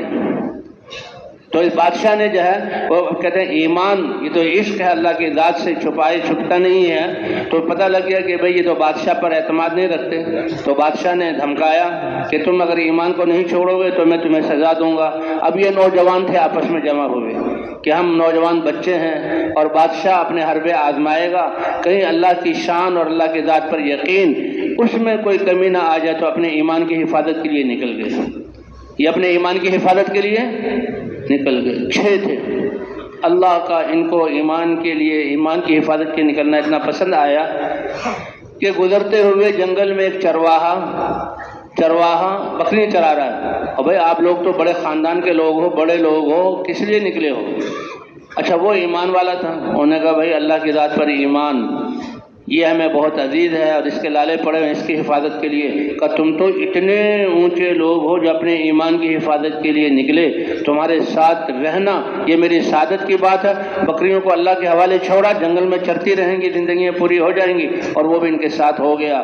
وہ تو انسان تھا ساتواں، کتا بھی ساتھ ہو گیا۔ اور یہ چلتے چلتے کیا بھائی تھک گئے ہیں، غار میں تھوڑا آرام کر لیں اور پھر آرام کر کے پھر آگے چلیں گے تاکہ بادشاہ کی فوجیں ہمیں پکڑ نہ سکیں۔ بس اس طرح اللہ کو کتنا ان پر جو ہے رحم، وہ کیا کہتے ہیں، اللہ کا پیار آیا کہ یہ جب غار میں سوئے تو 309 سال اللہ نے ان کو سلایا، مارا نہیں، سلایا۔ اللہ فرماتے وَنُقَلِّبُهُمْ ذَاتَ الْيَمِينِ وَذَاتَ الشِّمَالِ، یہ نوجوان اپنی ذات کے ایمان کی حفاظت کے لیے، اور ان کے ساتھ یہ 7واں چرواہا اور ان کے ساتھ 8واں کتا، اللہ نے ایسی قدردانی کہ 300 حکومتیں بدل گئیں، حکومتیں ختم ہو گئی، لوگ مٹی میں پیوند ہو گئے، ان کے نام و نشان مٹ گئے، اور جن کو مٹانے کے لیے وہ کوشش کرے تھے اللہ نے ان کو 309 سال سلا کر کون سی جو ہے زمانے میں اور بادشاہت میں ان کو اٹھایا۔ اور جب وہ اٹھے تو ان کے اٹھنے کو اللہ نے ایک بادشاہ اور اس کے عوام کی ہدایت کا ذریعہ بنا لیا۔ اللہ فرماتے ہیں کہ ہم ان کی کروٹیں بدلتے تھے۔ سورج نکل رہا تھا تو غار تھی، غار سے سورج کی کرنیں کا روشنی اندر جاتی تھی اور ہم سورج کی تپش کو دائیں بائیں کر دیتے تھے۔ وَتَرَى الشَّمْسَ إِذَا طَلَعَت تَّزَاوَرُ عَنْ كَهْفِهِمْ ذَاتَ الْيَمِينِ وَإِذَا غَرَبَت تَّقْرِضُهُمْ ذَاتَ الشِّمَالِ وَهُمْ فِي فَجْوَةٍ مِّنْهُ۔ تو جو اپنے ایمان کی حفاظت کے لیے نکلے تو اللہ تعالیٰ نے ان کے ساتھ اپنی قدرت کا یہ مظاہرہ کیا تو بھئی یہ امت جو سارے انسانوں کو ایمان کی دعوت دینے کے لیے اپنے جان و مال کو لگائے گی تو اللہ کا کتنا ان پر کرم اور رحم ہوگا۔ اس لیے فرمایا ان تنصر اللہ ینصرکم، تم اللہ کے دین کی مدد کرو گے تو اللہ تمہاری مدد کرے گا۔ وَإِن يَنصُرْكُمُ اللَّهُ فَلَا غَالِبَ لَكُمْ، اور جب اللہ تمہاری مدد کرنے والا ہو جائے تو کائنات کی کوئی طاقت تمہارے بال کو بیگا نہیں کر سکتی۔ صرف اپنے ایمان کی حفاظت نہیں، کنتم خیر امت اخرجت للناس، تم تو بہترین امت ہو، سارے انسانوں کے لیے نفع رسانی کے لیے نکالے گئے ہو، اور نفع رسانی والا کام کیا ہے؟ دعوت، نیکی کا حکم کرو اور برائی سے روکو۔ کہتے یہ نیکی کا حکم کرنا، برائی سے روکنا، اس کو دین کی مدد قرار دیا گیا، اور دعوت یہ آبیاری ہے دین کے باغ کے لیے کہ جس زمین میں باغ اگانا ہو تو پہلے پانی دو، جب زمین بتر ہو جائے ہل چلاؤ، اور پھر اس میں بیج ڈالو، اور پھر پانی دو، کونپلیں نکلیں، جڑیں نیچے جائیں اور پودا بنے، پھر درخت بنے، پھر پتے آئیں، پانی دیتے رہو، پھر پھل آ جائیں، پانی دیتے رہو، اور پھل چن لو تو پھر بھی پانی دیتے رہو، جب تک درخت میں صلاحیت ہے پھل دینے کی پانی دیتے رہو۔ کیوں بھائی یہ زمیندار اور باغات والے بتائیں پانی منقطع کرنے کی گنجائش ہے؟ پانی منقطع کریں گے تو کیا ہوگا؟ پھل ختم ہوں گے، پھول نہیں آئیں گے، ٹہنیاں، پھر یہ آگ کا ایندھن بنیں گے۔ تو اسی طرح انسانوں کے دلوں میں ایمان اور اخلاق اور اللہ کے احکام کی آبادی کرنے کے لیے اس کی آبیاری دعوت کے ذریعے کرو۔ اس لیے حضور فرما رہے ہیں نیکی کا حکم کرتے رہو، برائیوں سے روکتے رہو، کیونکہ جب اگر آبیاری بند ہو گئی تو جیسے باغ خشک ہو کر یہ ایندھن بنے گا، آگ میں جلے گا، تو اسی طرح انسان بے دین ہو کر اللہ ہم سب کی حفاظت فرمائے، یہ جہنم کی طرف جائے گا۔ اس لیے فرمایا نیکی کا حکم کرتے رہو، برائیوں سے روکتے رہو، قبل اس کے کہ تم اللہ کو پکارو اور اللہ تمہاری دعا نہ سنے، تم اللہ سے سوال کرو، اللہ تمہارے سوال کو پورا نہ کریں، اور دشمنوں کے خلاف تم مدد مانگو جو تمہارے علاقوں کو چھین رہے ہیں، تمہارے جسموں کو ادھیر رہے ہیں، تمہاری عزتوں کو پامال کر رہے ہیں، تمہارے علاقوں پر قبضہ کر رہے ہیں، تم کو اللہ مدد، اللہ فرمائیں گے میں تمہاری مدد نہیں کروں گا کہ تم نے میرے دین کی مدد نہیں کی۔ تو بھئی وہی پہلی بات کہ یہ زندگی کی جو لمحات ہیں یہ اللہ کی سب سے بڑی نعمت ہے، ابھی ہمارے پاس موجود ہیں، تو بھئی سب کے سب یہ نیت کریں کہ انشاءاللہ اس محنت کو زندگی کا مقصد بنا کر کریں گے، اور باقی ساری چیزوں پر اس کو ترجیح دیں گے، ساری چیزوں پر ترجیح دیں گے۔ جی ہاں، یہ ہے وہ 8 چیزیں جو اللہ نے ذکر کی ہیں، فرمایا ان کی محبت ہو یہ نہیں کہ محبت نہ ہو، لیکن اللہ کی محبت ان سب چیزوں پر غالب ہو۔ جب بھی دین کا تقاضا آئے فوراً دین کے تقاضے کو ہم آگے کریں اور دنیاوی تقاضوں کو پورے پیچھے کر دیں۔ جب اللہ کو راضی کریں گے تو اللہ ساری کائنات کو راضی کر لے گا۔ اور اے بندے اگر تو نے مجھے ناراض کر دیا تو مخلوقات بھی میری ہے، ساری مخلوقات ہی تیرے ہاتھوں سے نکل جائے گی۔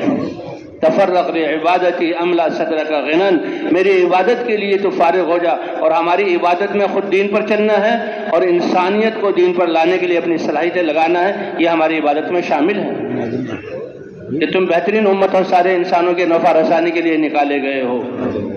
اور اگر تم میری عبادت کے لیے فارغ نہیں ہوگے، اپنے آپ کو فارغ نہیں کرو گے، املا یدیک شغلاً، تمہارے ہاتھ کو پورے جسم کو مشغول کر دوں گا، یہ دنیا تمہیں نچوڑ دے گی، تھکا دے گی، اور دل میں بھی، اور تمہارے دل میں پریشانی ہی پریشانی رہے گی۔ وَلَمْ أَصِبْ فَقْرَكَ، اور ہائے فقر بھوکے نہ مر جائیں، یہ خوف تمہیں کھا جائے گا، زندگیوں کو چاٹ جائے گا۔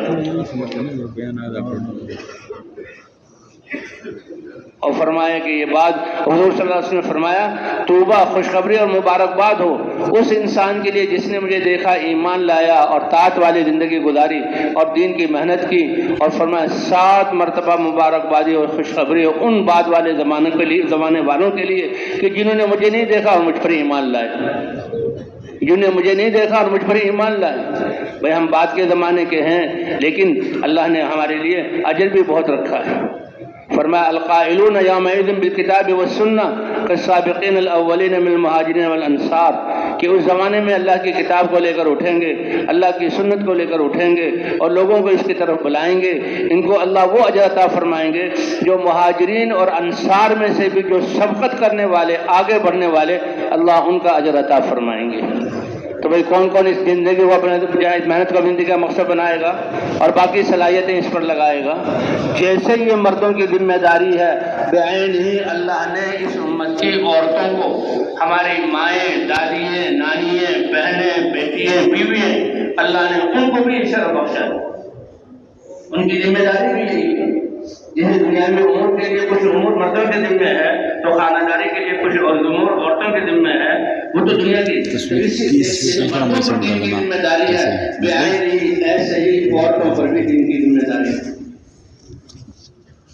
ہماری تاریخ ہے، صحابہ، تابعین، تبع تابعین، اور 700-800 سال تک اسلام کی ماؤں کی، بچوں کی ایسی تربیت کی کہ ان کی گودوں سے محدث، ان کی گودوں سے علماء، ان کی گودوں سے متقی، اور ان کی گودوں سے دین کے داعی، اور ان کی گودوں سے جو ہے اسلام کو دنیا میں زندہ کرنے والے پیدا ہوئے۔ یہ تاریخ ہے، تو 200-250 سال میں جو باطل والے چھائے ہمارے نافرمانی کی وجہ سے، اللہ کا غصہ تھا کہ سارے انسان کو بدل دیا، ہم سب کچھ بھول گئے اپنی تاریخ۔ امام احمد بن سیرین کہتے ہیں کہ میں مسجد میں بیٹھا ہوا تھا اور میں اپنے دیگر علم کا کام کر رہا تھا، ایک 12-13 سال کا بچہ آیا اور اس نے نماز پڑھی۔ یہ محدث ہیں، یہ امام ہیں، فقیہ ہیں، مفتی ہیں، اور ایک 12-13 سال کے بچے نے جو نماز پڑھی تو ان کا اشش کر اٹھے اور ان کا دل اس کی نماز کی طرف کھینچا، اور ایسا کہ وہ نماز سے فارغ ہوا، اس کو بلایا اور پوچھا، بیٹا تمہارا کیا نام ہے؟ کہ فلاں۔ تمہارے باپ کا کیا نام ہے؟ کہ فلاں۔ سمجھے کہ باپ کا بہت بڑا محدث عالم متقی ہوگا۔ کہ تمہارے والد کیا کام کرتے ہیں؟ کہتے جان میرے والد کا تو کہ میں ماں کی گود میں تھا، انتقال ہو گیا۔ ارے یہ نماز تمہیں کس نے سکھائی؟ میری ماں نے۔ دل میں شفقت والا مادہ پیدا ہوا، جذبہ پیدا ہوا کہ یہ یتیم ہے اور ماں پتہ نہیں کیسے پالتی ہوگی جس نے اتنی اچھی نماز سکھائی، تو کتنی بڑی سعادت کا موقع ہے کہ میں محدث ہوں، امام ہوں۔ تو بیٹا تم میری کفالت میں آ جاؤ۔ ٹھیک ہے، میری کچھ شرطیں ہیں۔ کہ کیا؟ کہ سب سے پہلی شرط کھانے پینے کا انتظام آپ کریں گے؟ بالکل کروں گا۔ اور کپڑے کا، گرمی سردی کے لباس کا انتظام آپ کریں گے؟ بالکل کروں گا۔ یہ تو ٹھیک ہے، لیکن اگلا، اگر میں بیمار ہو جاؤں تو آپ شفا بھی دے دیں گے؟ یہ نہیں کہا علاج کریں گے، بلکہ کیا کہ آپ شفا بھی دے دیں گے۔ فوراً سمجھ گئے کہ بچہ معمولی نہیں، جہاں نماز اس نے سیکھی ہے تو ایسے طریقے اس کے بعد یقین بھی وہی ہے کہ آپ شفا دے دیں گے کہ نہیں، اور مرنے کے بعد آپ زندہ بھی کر سکتے ہیں کہ نہیں۔ اور پھر مجھے میرے کریم رب کی ضمانت میں رہنے دیں، جو بیماری سے شفا بھی دے گا اور موت کے بعد زندگی بھی دے گا۔ یہ تھی تربیت۔ حضرت امام بخاری رضی اللہ تعالیٰ عنہ کی ماں یہ نابینا ہو گئے تھے، اور وہ ماں بیوہ کی باپ سر پر نہیں تھا، اللہ کے سامنے ایسی گر گڑائیں کہ اللہ سے اپنے بیٹے کے لیے بینائی لے لی، اور پھر بچے کی ایسی تربیت کی کہ وہ امام بخاری بنے کہ امت کے اتفاق کے ساتھ اگر کتاب اللہ کے بعد صحیح کتاب ہے تو بخاری شریف اور مسلم شریف، ایسی گھروں میں مائیں ہیں۔ اس لیے کہتے ہیں جو جیسے یہ مردوں کا کام ہے، اور یہ مردوں نے یہ دعوت والے عام کو کھڑا کرنا، خود اہتمام کرنا ہے، ایسے عورتوں کی بھی ذمہ داری ہے، عورتوں کو بھی ذمہ داری ہے۔ کیسے حاجر علیہ السلام نے اسماعیل علیہ السلام کی تربیت کی؟ کیا ابراہیم علیہ السلام نے کوئی جھونپڑا بنا کے دیا تھا؟ کیا کوئی پیسے دے کے گئے تھے؟ کیا کوئی کتابیں دی تھیں؟ کیا کوئی پروشن تھی؟ صرف ایمان کی بنیاد پر اس عورت نے، اور اس کی تربیت کی ابراہیم علیہ السلام نے۔ یہ ہے تربیت۔ تھوڑا سا عرصہ ہم کو ابراہیم علیہ السلام کی صحبت میں رہنے کو ملا، ایسی تربیت ہو گئی کہ اسماعیل علیہ السلام کی ایسی تربیت کی کہ بیٹے نے کہا ابا جان چھری گردن پر پھیر دو، آپ اپنے بچے کو اللہ کے لیے جان دینے کی تکلیف کو برداشت کرنے والا پائیں گے۔ یہ تربیت ہے، یہ نظام ہے کہ بچے کی تربیت ماں باپ کے ذمہ ہے، عورتوں کی تربیت مردوں کے ذمہ ہے۔ اور جیسے دنیا کے امور تینوں قسم سے چلتے ہیں، تو دین کے امور بھی، مرد بھی دین والے اور دین کی محنت والے، عورتیں بھی دین والی دین کی محنت والی، اور بچوں کی تربیت بھی اسی بنیاد پر کہ وہ تقوی والے اور دین کو زندہ کرنے کے لیے اپنی جانیں اور جوانی خرچ کرنے والے۔ کیسی تربیت کی؟ ابراہیم علیہ السلام آئے اور بیٹے کو لے گئے اور سامنے کھڑا کیا اور چھری دکھا، بیٹا میں اللہ کا نبی ہوں، اللہ نے خواب کے ذریعے وحی بھیجی، حکم دیا تمہاری گردن پر چھری پھیروں۔